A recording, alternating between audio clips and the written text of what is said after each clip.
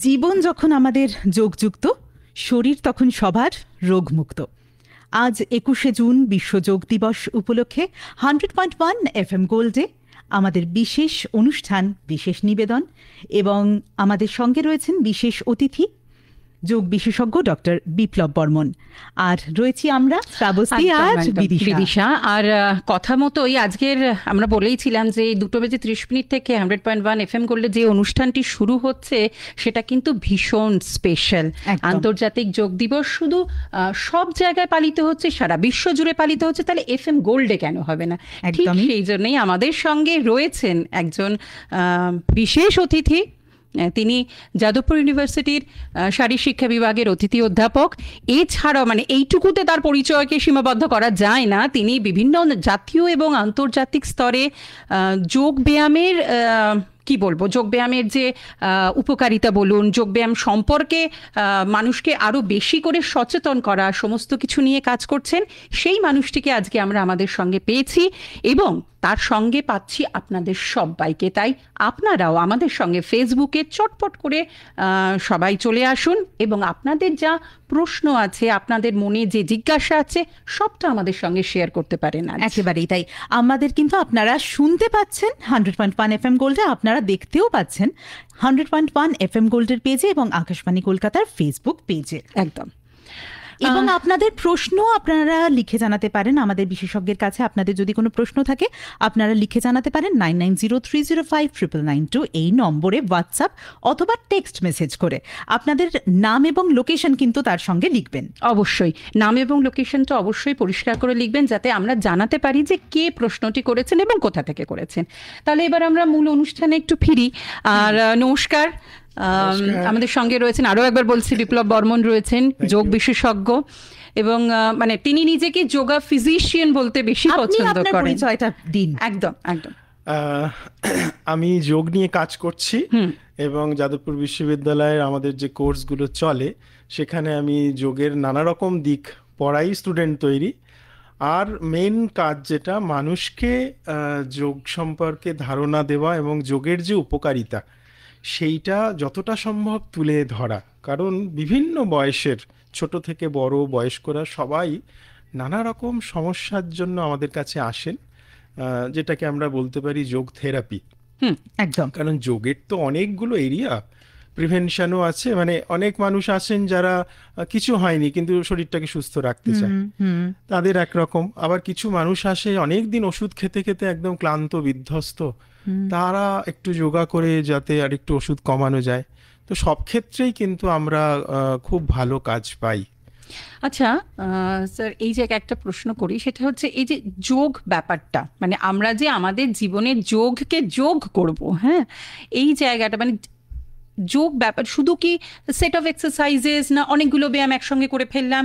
যোগ ব্যাপারটা কি, যোগ ব্যায়াম ব্যাপারটা কি, এটাকে আমরা অভ্যাসটা কি করে করব, এবং এটার রুটিন একটা, যে রোজ যে নিয়মিত যোগা করা যারা করছেন বা যারা চাইছেন করতে, তারা কিভাবে এই জিনিসটাকে মেনটেন করবেন?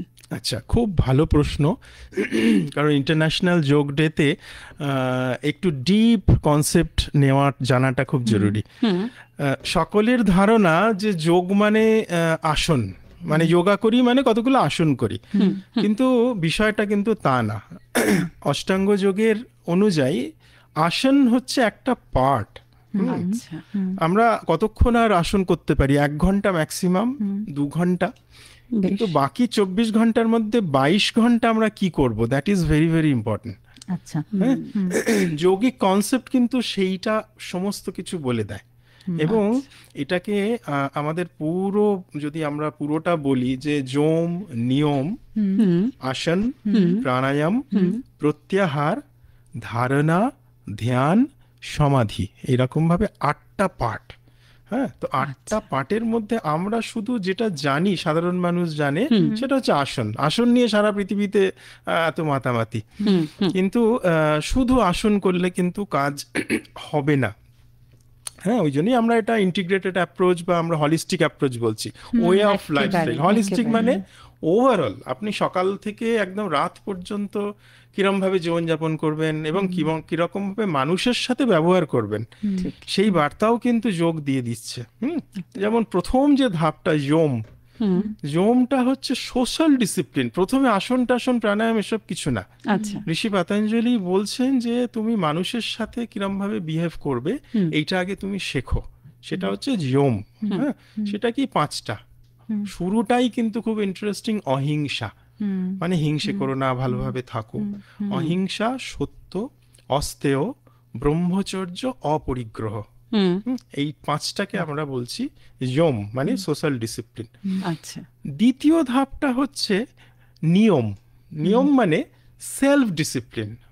হ্যাঁ, সমাজের সাথে মিশে গেছো, কিরম ভাবে থাকছো বলে দেওয়া হলো, এবার তুমি নিজেকে কিরম ভাবে মেনটেন করবে এইটা আগে তুমি জানো। হ্যাঁ, সেটা কি, এখানেও 5টা উনি গাইডলাইন দিয়েছেন। আচ্ছা, সেটা কি শৌচ। শৌচ মানে আগে 5টা আমি বলে নিই, শৌচ, সন্তোষ, তপ, স্বাধ্যায় আর ঈশ্বর প্রণিধান। তো একটু একটু করে যদি বলি, শৌচ মানে প্রথমেই যেটা আমরা করি ঘুম থেকে ওঠার পরেই পরিষ্কার পরিচ্ছন্ন হতে হবে। তো আপনি যদি না এটা ঠিক উল্টো করে ভাবেন তাহলে বুঝতে পারবেন যে এইগুলো ছাড়া আমাদের এগিয়ে চলা সম্ভব না। সভ্য সমাজ দৈনিক জীবনটা কিন্তু চলবে না। যা আপনি বলছেন এটা একেবারে মানে সেম অ্যাজ টু আমাদের হোলিস্টিক ডেভেলপমেন্ট, একদম সার্বিক উন্নতি। এবং যদি আমাদের সেটা না থাকে তাহলে লাইফস্টাইল মডিফিকেশন করা উচিত। একদম একদম ওই বার্তাটাই মানে আমরা যা আজকে পালন করি, ছোটবেলা থেকে বড়দের থেকে শিখে এসেছি, সেটা যদি আমরা পিছিয়ে পিছিয়ে যাই তখন দেখা যাবে যে কোনো একজন মুনি ঋষি মানুষকে এটা বলেছিলেন, সেইটাই পরম্পরার মাধ্যমে আমরা সেটা আস্তে আস্তে আমাদের সঙ্গে কিন্তু প্রচুর দর্শক বন্ধুরা যুক্ত হয়েছেন, দেখছেন। সুমিতা রায় বলছেন যে শুভ দুপুর দেখছি। এবং তাহলে একজন শ্রোতা বন্ধুর প্রশ্নে চলে যাই। আচ্ছা, বলো। সৌমিত্র মুখার্জি খড়দাহ, উত্তর 24 পরগনা থেকে জিজ্ঞেস করছেন, বিশ্ব যোগা দিবসে শুভেচ্ছা জানাই। আমি গত 10 বছর যাবৎ কোনো প্রশিক্ষকের কাছে না গিয়ে টিভিতে দেখে অনুলোম বিলোম, কপালভাতি, পায়ের পাতাকে ক্লকওয়াইজ অ্যান্টি ক্লকওয়াইজ মুভমেন্ট করি। আগে আমার প্রেশার ছিল, এখন আবার সুগারও ধরা পড়লো গতকাল। তাহলে কি আমার প্রাণায়াম সঠিক হচ্ছে না? কিন্তু এই প্রাণায়ামটুকু করলে আমার শরীর অনেক স্বচ্ছন্দ বোধ করি, কোনো ব্যথা বেদনা কিছু হয় না। আর প্রাণায়াম না করলেই বরঞ্চ এই উপলক্ষগুলো হয়। আসলে এটা আমাদেরও প্রশ্ন যে ট্রেনারের পরামর্শ ছাড়া এই যে আজকাল বই দেখে, টিভি দেখে বা সোশ্যাল মিডিয়া দেখে আমরা যোগা করি, এটা কি আদৌ উচিত? এটা একদমই উচিত নয়। কেন? ধরুন আপনার শরীর এমনি ভালো আছে, কোনো সমস্যা নেই, সেক্ষেত্রে আপনি ইউটিউব, সোশ্যাল মিডিয়া যেরম ভাবে জানছেন সেই অনুযায়ী কিছু প্র্যাকটিস করলেও কোনো অসুবিধে হয়তো হবে না। কিন্তু যখনই একটা বিশেষ সমস্যা পড়ে যাচ্ছে, হ্যাঁ, তখনই কিন্তু আপনাকে একটা বিশেষজ্ঞের পরামর্শ নিতে হবে। তার কারণ সমস্যার ইন্টেন্সিটি কতটা, সমস্যার গভীরতা কতটা, এগুলো জেনে যোগ বিশেষজ্ঞ মাপটা বলে দেবেন। কারণ যা ডোজ থাকে একটা, একদম এক্স্যাক্টলি, যা উপকার করে তা কিন্তু অপকারও করতে পারে যদি সেটা আমার জন্য উপকারী না হয়ে থাকে। আচ্ছা, এই যে সুস্থতা ব্যাপারটা তো ভীষণ আপেক্ষিক। আমার যতক্ষণ না কিছু ধরা পড়ছে আমি সুস্থ।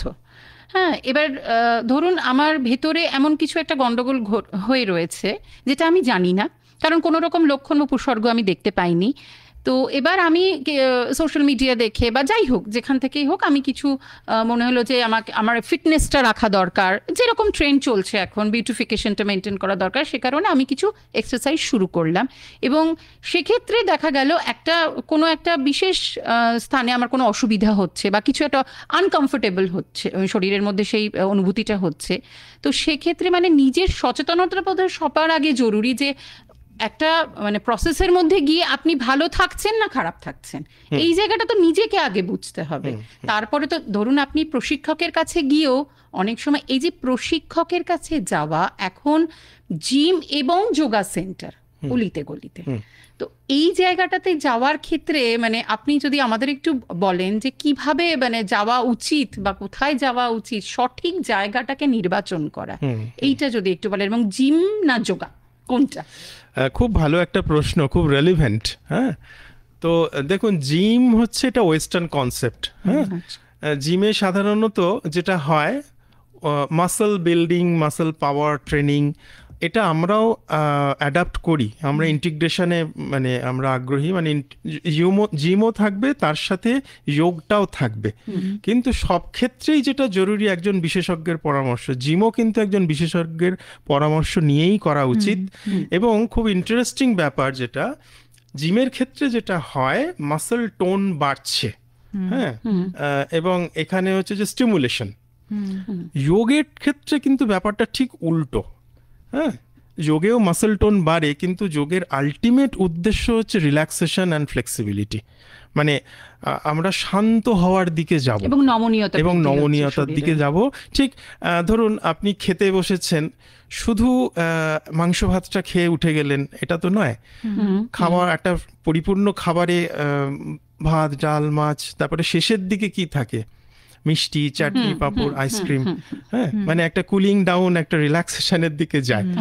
তো ধরুন 1 ঘন্টা কেউ প্র্যাকটিস করবে, তার সাথে যদি জিম ইনক্লুড করতে হয় তাহলে সেটা প্রথম দিকে থাকবে, ওয়ার্ম আপ একটা পার্ট থাকে, তারপরে কিছু জিম ইনস্ট্রুমেন্ট থাকবে, শেষের দিকে কিন্তু অবশ্যই কিছু আসন, প্রাণায়াম, মেডিটেশন, রিল্যাক্সেশন, এইটা করলে টোটাল প্র্যাকটিসটা সম্পূর্ণ হয়, যদি কেউ জিম এবং যোগ একসাথে করতে চায়।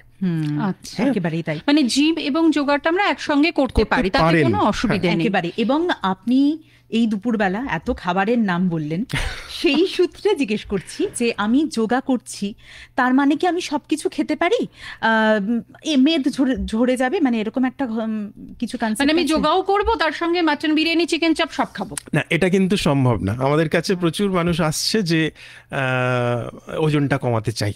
আচ্ছা আচ্ছা, যেটা হয়, কেউ যদি একটা সিস্টেমেটিক লাইফস্টাইলের মধ্যে দিয়ে চলে, নিয়মিত প্র্যাকটিস করে, তার হজম শক্তি কিন্তু বাড়বে, খিদেও বাড়বে। হ্যাঁ, তার সাথে সাথে আমি যদি প্রত্যেকদিন বিরিয়ানি খাওয়াটা যদি না কন্ট্রোল করি, তাহলে কিন্তু ওজনটা কমবে না, ওজনটা বেড়েই যাবে, সেটাও বলবে।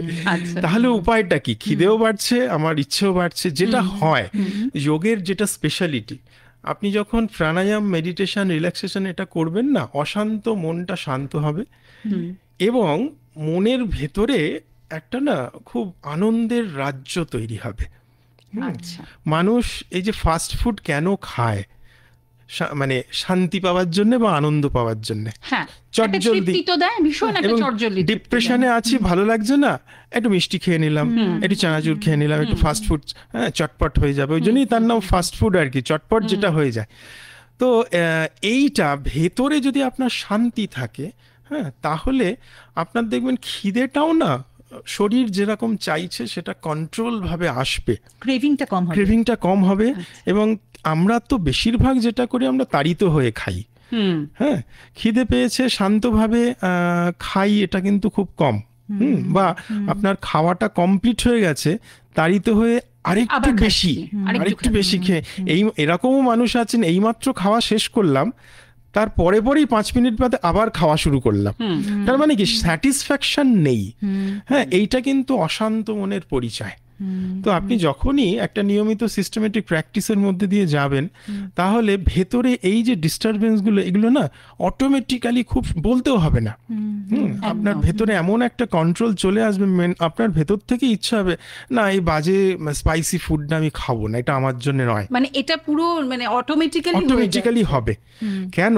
যোগ করলে যেটা হয়, আমার মধ্যে যে পুরনো চেতন আছে তার সাথে আমার সংযুক্তি ঘটে। যোগ মানেই তাই। আমার ভেতরে যে, আমি যদি ঠাকুরের কথায় বলি যে আমাদের দুটো আমি আছে, একটা কাঁচা আমি আর একটা পাকা আমি। আমরা সাধারণ মানুষরা সাধারণত কাঁচা আমিতে বিলং করি।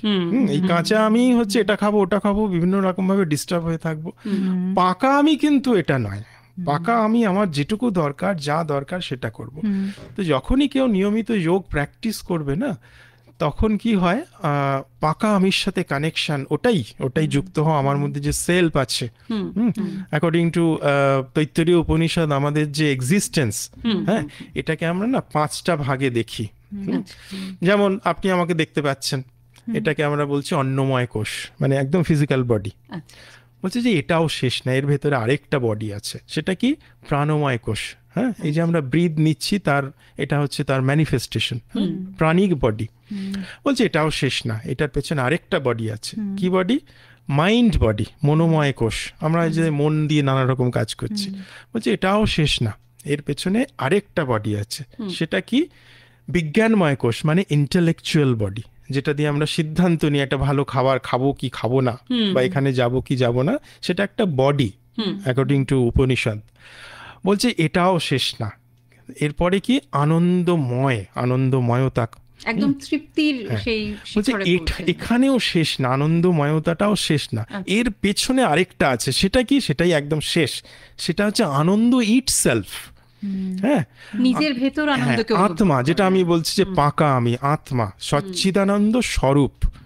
হ্যাঁ, সুতরাং আনন্দ আমাদের মধ্যে, প্রত্যেকের মধ্যে পরিপূর্ণ রূপে রয়েছে। হ্যাঁ, কিন্তু ওই তাহলে আমরা এত দুঃখী কেন, এত নানা রকম সমস্যা কেন? কারণ আমরা নিজের নিচুতে আছি।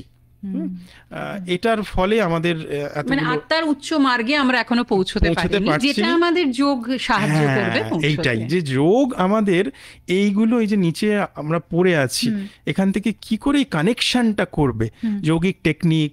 হ্যাঁ, আমাদের দেশের যে মুনি ঋষিরা, তারা নানা সময় নানা রকম মেথড, প্রসেস, এবং ট্র্যাডিশনালি প্রচুর যোগের কথা বলা হয়েছে।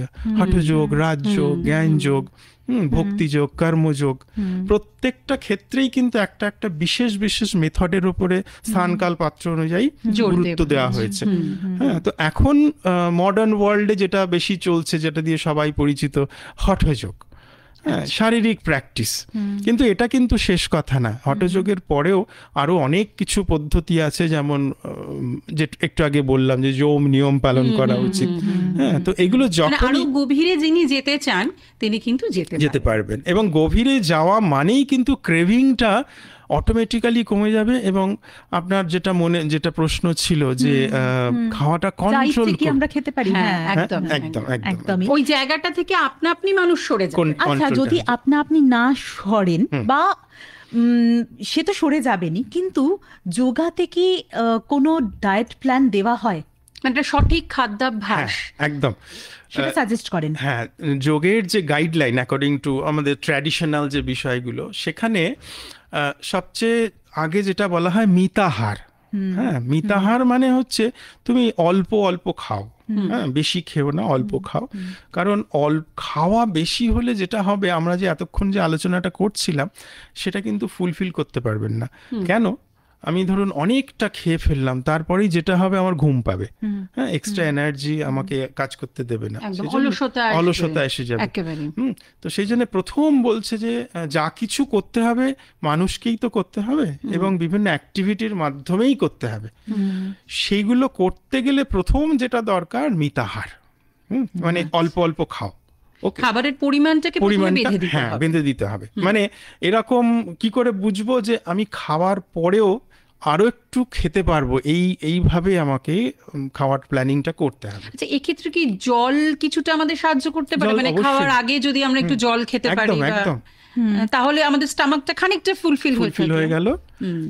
আর আরেকটা যেটা বলা হয় যে 3 ধরনের খাবার আছে, তামসিক, রাজসিক, সাত্ত্বিক। তো যোগে রেকমেন্ড করা হচ্ছে তুমি সাত্ত্বিক আহার খাও। হ্যাঁ, সাত্ত্বিক আহার কোনগুলো সেগুলো একটু বললে শ্রোতাবন্ধুদের বুঝতে সুবিধা হবে। যেমন যে খাবারগুলো প্রকৃতি থেকে আমরা ডাইরেক্টলি পাই, যেমন ফল, হ্যাঁ, বিভিন্ন শাকসবজি, মানে যতটা প্রসেসড না করে যে খাবারগুলো ডাইরেক্টলি খাওয়া হয়। মানে রান্নাটাও করতে বলছেন না? হ্যাঁ, এখন মানুষ তো রান্না করা ছাড়া খেতে পারবে না, এখন সকলের পক্ষে তো সম্ভব নয় শুধু ফল খেয়ে জীবনযাপন করা, কাঁচা শাকসবজি চিবিয়ে খাওয়া সম্ভব না। সেক্ষেত্রে বয়েলড করে খাওয়া যেতে পারে। কিন্তু ধরুন একটা সবজিকে আমরা তো বয়েলড শুধু করি না, তাকে নানা রকম ভাবে মশলা দিয়ে সেটাকে স্পাইসি করে একদম, সেইটা কিন্তু তামসিক হয়ে গেল। এবং রাজসিক খাবার কোনগুলো? যেগুলো ধরুন অতিরিক্ত প্রোটিন, মাছ মাংস প্রচুর খাচ্ছি, আমিষ খাবার। আর তামসিক খাবার কোনগুলো? খুব স্পাইসি খাবার যেগুলো, তারপরে ধরুন ফ্রেশ ফুড না, বাসি পচা খাবার খাচ্ছি, ফাঙ্গাস হয়ে গেছে এরম খাবারগুলো খাচ্ছি, অনেক দিনের থাকা খাবার খাচ্ছি, এগুলো তামসিক খাবার। এবং আপনারা যদি লক্ষ্য করেন দেখবেন যে একটা ফ্রেশ ইনস্ট্যান্ট কুকিং ফুড খাবার পরে কিন্তু আমাদের একটা মানে কাজ করার উৎসাহ যেন বেড়ে যায়, একটা হ্যাপি ফিলিং হয়। আর একটা বাজে খাবার আপনার ধরুন মন থেকেও মেনে নিতে পারছেন না, খাবারটা বোঝায় নষ্ট হয়েছে, এরম খাবার আপনি যদি খান সঙ্গে সঙ্গে কিন্তু আপনার মানসিক উৎসাহ কিন্তু কমে যাবে। একদম।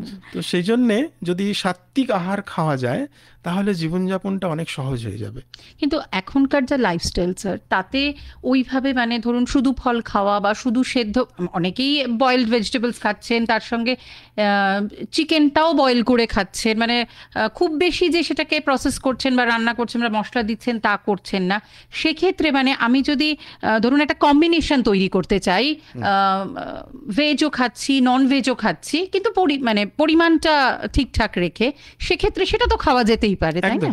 কারণ এখনকার জেন ওয়াই বা বলুন তারা তো খুব একটা এবং এর সঙ্গে আরো একটা প্রশ্ন সংযুক্তা ব্যানার্জি করছেন, সংযুক্তাদি জিজ্ঞেস করছেন, আজকাল সকলে খুব গ্লুটেন ফ্রি খাবার বিভিন্ন সিডসের দিকে ঝুঁকছে, সে সম্পর্কে জানতে চাই। বীজগুলো এটা খুবই এগুলো ভালো, এগুলো খেলে যাদের ধরুন গ্লুটেনে অ্যালার্জি আছে সেক্ষেত্রে তো গ্লুটেন ফ্রি খাবার খেতেই পারে।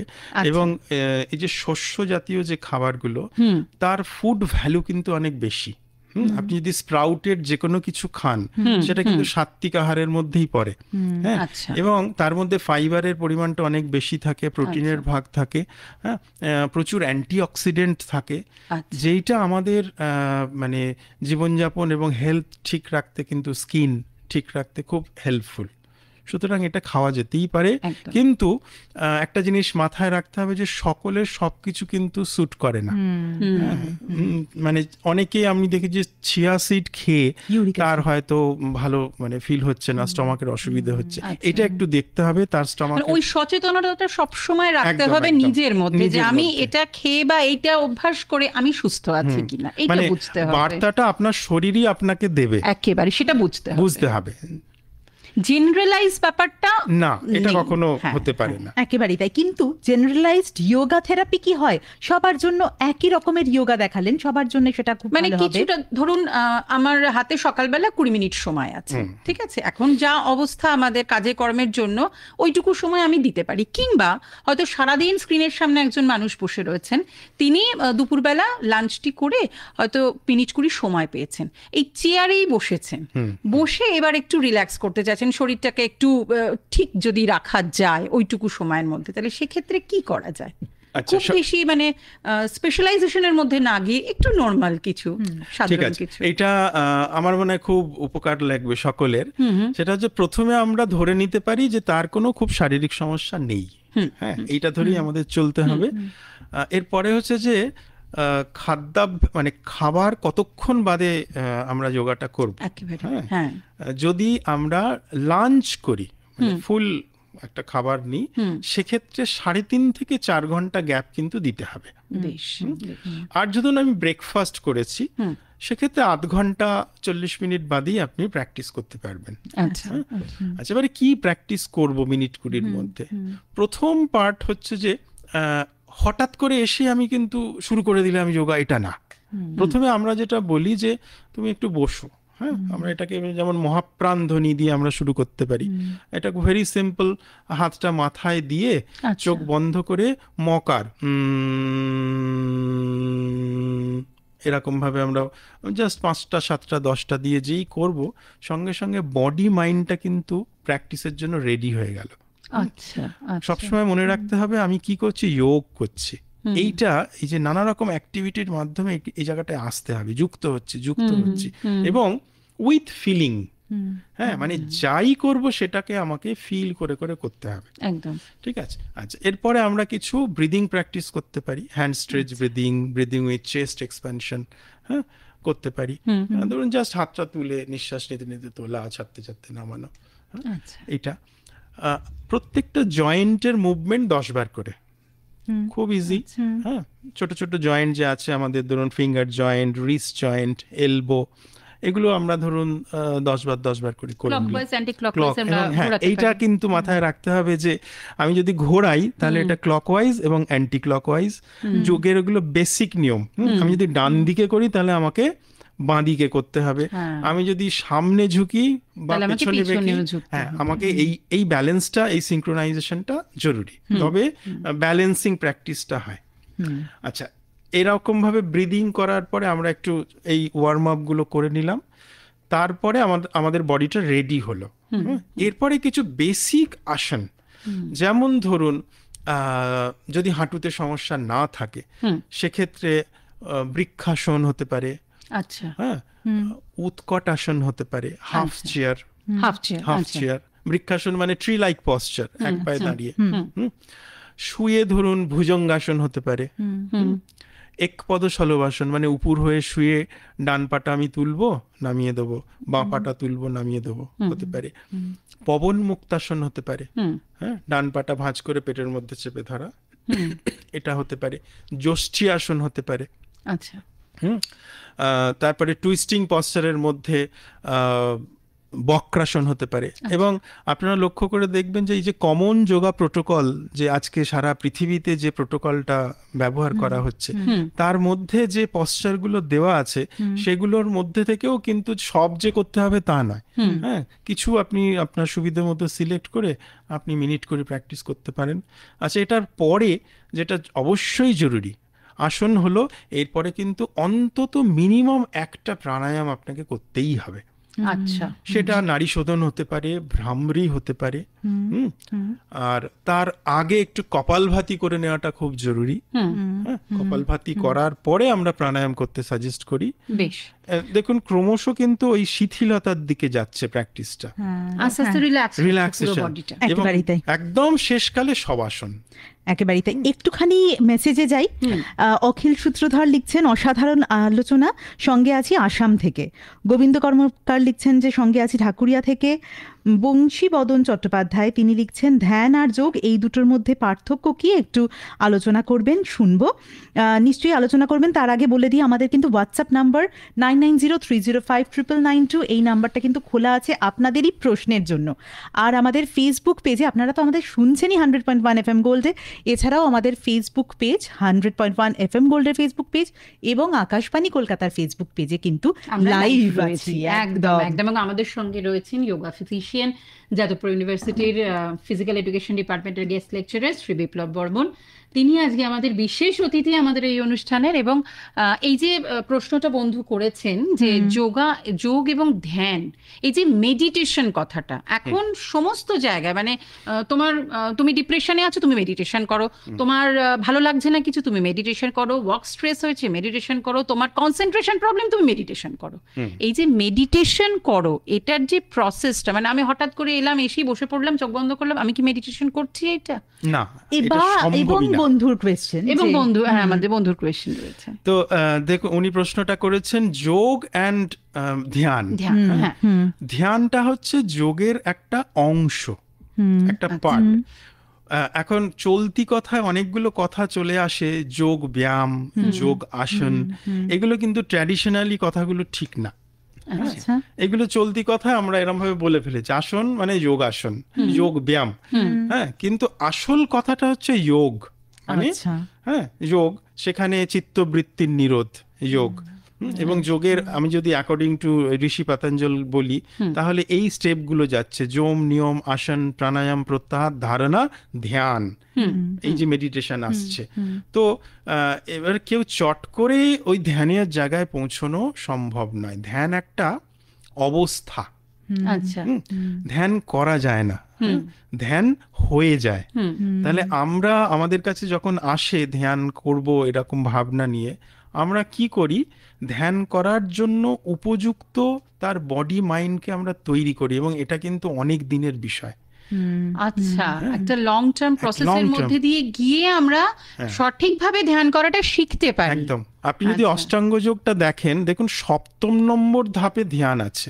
আচ্ছা, অনেকটা পথ পেরোনোর পর, কারণ 7 সাত্ত্বিক মানুষই একমাত্র ধ্যান করতে পারবেন মানে আনন্দের সঙ্গে, আর বাকি যদি তামসিক হয় তাহলে কিন্তু, এবং এক্ষেত্রে স্বামী বিবেকানন্দের কথা আমাদের খুব মানে এখানে উপযোগী। সেটা উনি বলেছেন না যে গীতা পড়ো না এক্ষুনি, যা অবস্থা সমাজের, ফুটবল খেলো।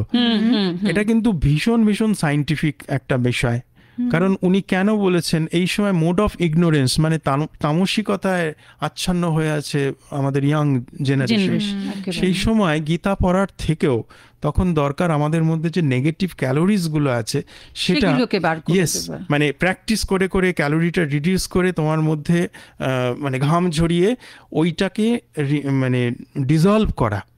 এটা করলেই তার গুণের পরিবর্তন হবে। মানে এই যে সাত্ত্বিক, রাজসিক, তামসিক, এই গুণের পরিবর্তন হওয়ার পরে একটা মানুষ যখন সাত্ত্বিক ভাবনা নিয়ে আসে বা রাজসিক হলো, তখন কিন্তু ধ্যানের জায়গাটা তৈরি হয়।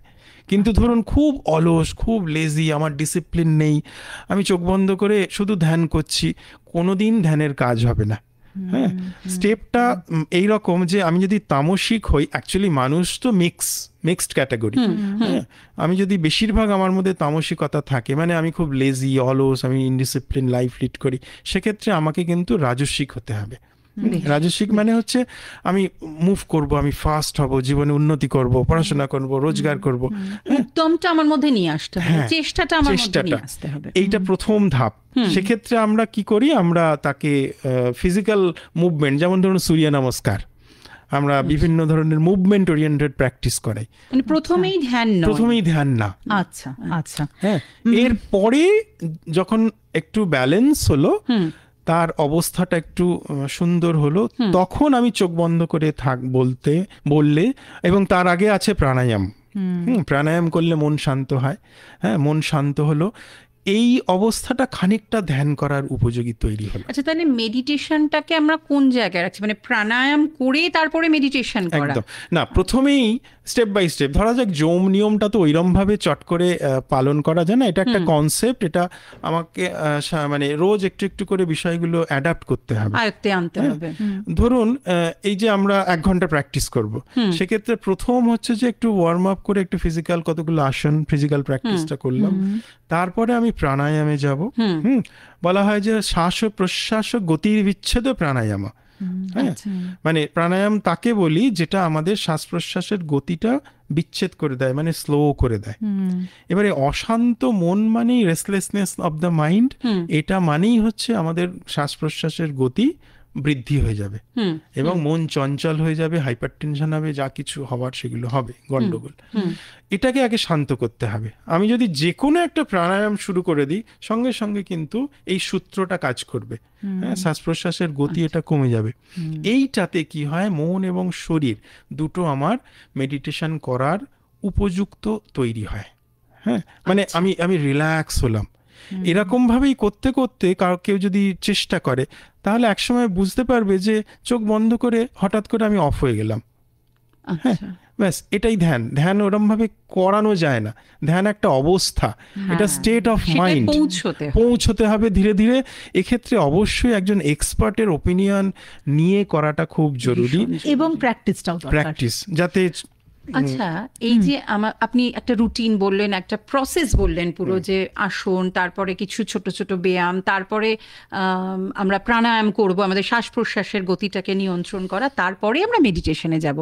এই যে টোটাল প্রসেসটা বা এই যে যোগ রুটিনটা, এটা ধরুন সপ্তাহে আমি কদিন করব? 7 দিনই করব, নাকি একটা দিন আমি মানে সেই সমস্ত নিয়মের বাইরে যেতে পারি, মানে রুটিন মানবো না সেদিনটা আমার? হ্যাঁ, মানে এটা, এবং তার মাঝখানে ছোট্ট করে আবারও একটুখানি ফেসবুক লাইভের কমেন্টসে চোখ রাখি। অনেকে শুনছেন, তাদের নামগুলো একটুখানি না বললেই নয়। শিখা দে শুনছেন, মধুমিতা জোয়ারদার শুনছেন এবং বলছেন যে থ্যাংক ইউ সো মাচ এই ডিসকাশনের জন্য। সংযুক্তা দিয়ে কিন্তু জিজ্ঞেস করেছেন যে ইন্টারমিটেন্ট ফাস্টিং সত্যি ভালো? এই প্রশ্নে আসবো আমরা, আগে তোমার প্রশ্ন শুনে নিয়ে উত্তর। মধুমিতা জোয়ারদার তো পড়লাম, সুস্মিতা দাস উনি শুনছেন, এবং প্রচুর মানুষ শুনছেন। আমরা হ্যাঁ, মানে এই যে একটা দিন যদি আমি নিয়ম ছাড়া কাটাতে চাই, মানে ওই আর কি আরে রে রে রে আমায় ছেড়ে দে রে দে রে, এরকম ব্যাপারটা, মানে সেদিন কোনো নিয়ম মানবো না, সেটা কি করা যায়? একদম ডেফিনেটলি করা যায়। তার কারণ হচ্ছে যে আমি আগেও বলেছি যে যোগ মানে শুধু আসন করা নয়। হ্যাঁ, আপনি যদি সারাদিনে আসন একবারও না করেন, চুপচাপ চেয়ারে বসে চোখ বন্ধ করে আপনি একটা ব্রিথ অবজার্ভ করছেন, হ্যাঁ, সেটা প্রাণায়াম করছেন, আপনি কিন্তু একটা সেকেন্ডও দেখাতে পারবেন না মানুষ যে সময় আপনি যোগযুক্ত নন। আচ্ছা, ধরুন আপনি জল খাচ্ছেন, কোনো খাবার খাচ্ছেন, তখন আপনি কি বলবেন? জলযোগ। আপনি কারোর সম্পর্কে অভিযোগ করছেন, সেটা অভিযোগ। কোনো একটা ভালো অফার পেলেন, সুযোগ। হঠাৎ বাইরে ওয়েদারটা খারাপ হয়ে গেল, দুর্যোগ।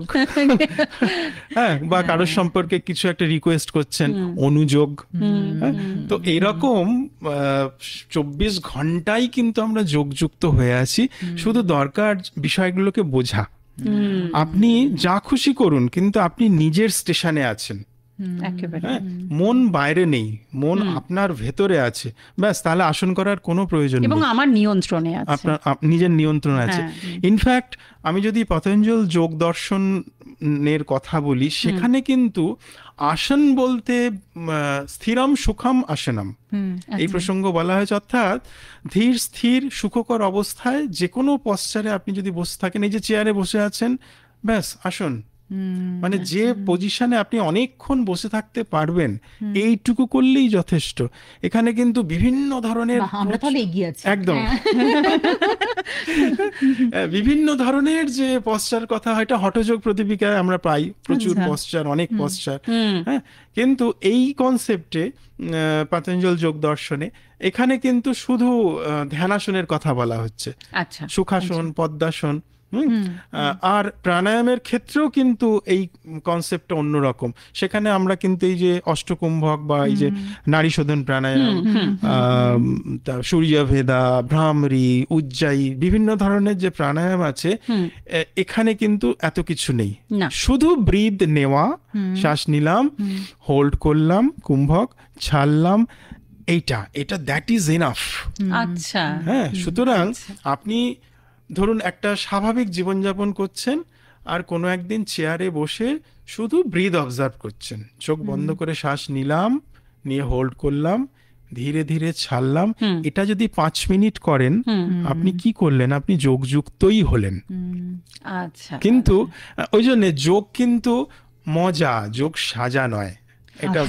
মানে এটা প্রথমেই মনে হয় যে বাবা ভীষণ একটা কঠিন নিয়মে বাধা পড়তে হবে, এটা খাওয়া যাবে না, ওটা খাওয়া যাবে না, সকালবেলা এই সময় উঠতে হবে, একদম নিয়ম করে পরপর আসনগুলো করতে হবে, এই ব্যাপারটা হয়, মানে তখনই একটা আলাদা স্ট্রেস তৈরি হয়ে যায় কিন্তু মনের ভেতর। এই জায়গাটা যে নেই, মানে এই ব্যাপারটা বোঝানোর জন্য এই যে একটা যোগাযোগ হলো আজকে আপনার সঙ্গে, এখানেও যোগ, তাই একেবারেই তাই। শুধু আমাদের নয়, প্রচুর মানুষের সঙ্গে আপনার যোগাযোগ হলো। আমাদের দেখা যাচ্ছে ফেসবুক লাইভে 100.1 FM গোল্ডের পেজে এবং আকাশবাণী কলকাতার ফেসবুক পেজে লাইভ, এবং অনেকেই মানে বলছেন যে কি দারুণ বললেন স্যার। হরিহর নৃত্য মন্দির বলছেন দারুণ বললেন, ধ্যান করা যায় না, ধ্যান এসে যায় একেবারেই, এবং সেই অবস্থায় পৌঁছে যায় মানুষ। একেবারেই তাই। সুমিতা রায় বলছেন বা খুব সুন্দর বললেন স্যার। সংযুক্তা দিয়েও বলছেন খুব সুন্দর বলছেন এবং সরকার মুম্বাই, পুরো নাম লেখা নেই, বন্ধু কি আমাদের কোনো প্রশ্ন আছে? হ্যাঁ, সাথী রায় জানতে চাইছেন please give some examples of pranayama. Chanchala Roychowdhury বলছেন গুড প্রোগ্রাম, কিন্তু তার আগে আমাদের এখনো দুটো প্রশ্ন হাতে আছে। সাথী রায় জিজ্ঞেস করছেন যে please give some examples of pranayama, এবং সংযুক্তা দি জানতে চেয়েছেন ইন্টারমিটেন্ট ফাস্টিং এর ব্যাপারে। আচ্ছা, আমি একটু প্রাণায়ামটা নিয়ে আগে বলি। যেমন তার আগে একটু বলা দরকার প্রাণ। প্রাণ জিনিসটা কি, একটু আগে যে আমি বললাম যে অ্যাকর্ডিং টু তৈত্তরীয় উপনিষদ আমাদের যে এক্সিস্টেন্স, হ্যাঁ, সেখানে আমাদের আরেকটা বডির পেছনে আরেকটা এক্সিস্টেন্স, সেটা হচ্ছে প্রাণিক এনার্জি। হ্যাঁ, তো স্বামীজি রাজযোগে উনি এই বইটা নিজে লিখেছেন, নিজের হাতে লেখা। সেখানে উনি এই ইনফরমেশন দিচ্ছেন যে এই যে প্রাণিক বডি, প্রাণিক এনার্জি, এইটা দুটো জিনিসে কনভার্ট হয়। মানে যেটাকে প্রাণকে তো আমরা ওইভাবে দেখতে পাবো না, এটা রিয়েলাইজেশনের ব্যাপার। এর গ্রস বিষয়টা দুটো এরিয়া, একটা হচ্ছে আমরা এই যে ব্রিথ নিচ্ছি এইটা, আর হচ্ছে থট, আমরা যে চিন্তা করছি। হ্যাঁ, তো আমরা যদি এইটাকে ধরি তাহলে আমরা প্রাণে পৌঁছবো। আচ্ছা, হ্যাঁ, তো সেক্ষেত্রে যেমন প্রাণকে বলা হচ্ছে আমাদের মাতা পিতা, প্রাণস্বেদম বসে সর্বম ত্রিদিবে যৎ প্রতিষ্ঠিতম মাতেব পুত্রাং রক্ষাস্ব সৃশ্চ প্রজ্ঞাংশ বিদেহিনা ইতি। এটা হচ্ছে প্রাণায়াম মন্ত্র। এর মানেটা হচ্ছে যে মাতা পিতা যেমন আমাদের নারিশ করে, প্রাণকে তেমনি ওয়ার্শিপ করা হচ্ছে প্রাণায়াম করার আগে, যে হে প্রাণ তুমি আমাদের রক্ষা করো এবং আমাকে উন্নতির পথে নিয়ে যাও। এটা মানে শুরু করে আমরা প্রাণায়ামের ভেতরে ঢুকছি, এটা বলে আমরা প্রাণায়ামের ভেতর ঢুকছি। হ্যাঁ, মানে আমাদের ইন্ডিয়ান ট্র্যাডিশন গুলো এই রকমই, যে কোনো কিছু করার আগে আমরা তাকে একটা ওয়েলকাম করব। একদম, এটা খুব সুন্দর। এবং এই ওয়েলকাম করার মাধ্যমেই কিন্তু আপনি ভেতরে আপনার একটা শান্ত অবস্থা চলে আসবে। তো এবার একটা আত্মনিবেদন, একটা উৎসর্গ করা এবং রেসপেক্ট, আমি যেটা করতে চাইছি সেটার প্রতি আমার পূর্ণ রেসপেক্ট থাকলে তবে সেটা আমার কাছে আসবে। হ্যাঁ, তো এবার হচ্ছে যে এই প্রাণ আয়াম, প্রাণ হলো এটা হচ্ছে ভাইটাল ফোর্স, আর আয়াম মানে বিস্তার। হ্যাঁ, তো যখনই আমাদের স্ট্রেসফুল লাইফ, হ্যাঁ, অশান্ত মনে আমরা বিলং করব এবং ইন্ডিভিজুয়াল বিইং হয়ে যাব। হ্যাঁ, ইন্ডিভিজুয়াল বিইং মানে আমাদের নানা রকম ইচ্ছে অনিচ্ছে, ভালো লাগা মন্দ লাগা, এইগুলো যত হবে তত আমার ব্রিথ কিন্তু ফাস্ট হবে। এই ব্রিথ ফাস্ট হওয়া মানেই কিন্তু আমি ইউনিভার্সাল যে প্রাণ তার থেকে অনেকটা ডিটাচ। মানে ব্রিথ দিয়ে আমার খুব তাড়াতাড়ি ব্রিথটা পড়ে, আমি ইউনিভার্সাল প্রাণ থেকে দূরে সরে গেলাম। এবারে যখনই আমি এই টেকনিকটা অ্যাডাপ্ট করব, প্রাণায়াম শুরু করব, সঙ্গে সঙ্গে কি হবে, আমার ব্রিথ প্যাটার্নটা আস্তে আস্তে স্লো হবে। এবং এইটা আমরা যোগ সূত্র থেকে পাচ্ছি, শ্বাস প্রশ্বাস গতির বিচ্ছেদে প্রাণায়ামা। মানে প্রাণায়াম তাকে বলে যেটা করলে আমাদের শ্বাস প্রশ্বাসের গতি স্লো হয়ে যায় বা বিচ্ছেদ হয়ে যায়। সেটা তো আপনি বললেনই আমাদের। যখনই আমরা শুরু করব সঙ্গে সঙ্গে কিন্তু আমরা মানে ধীরে ধীরে আমাদের যে ইন্টারনাল প্রাণ তার মধ্যে আমাদের বিস্তার হবে। মানে ইন্ডিভিজুয়াল বিইং থেকে আমরা ইউনিভার্সাল দিকে যাব।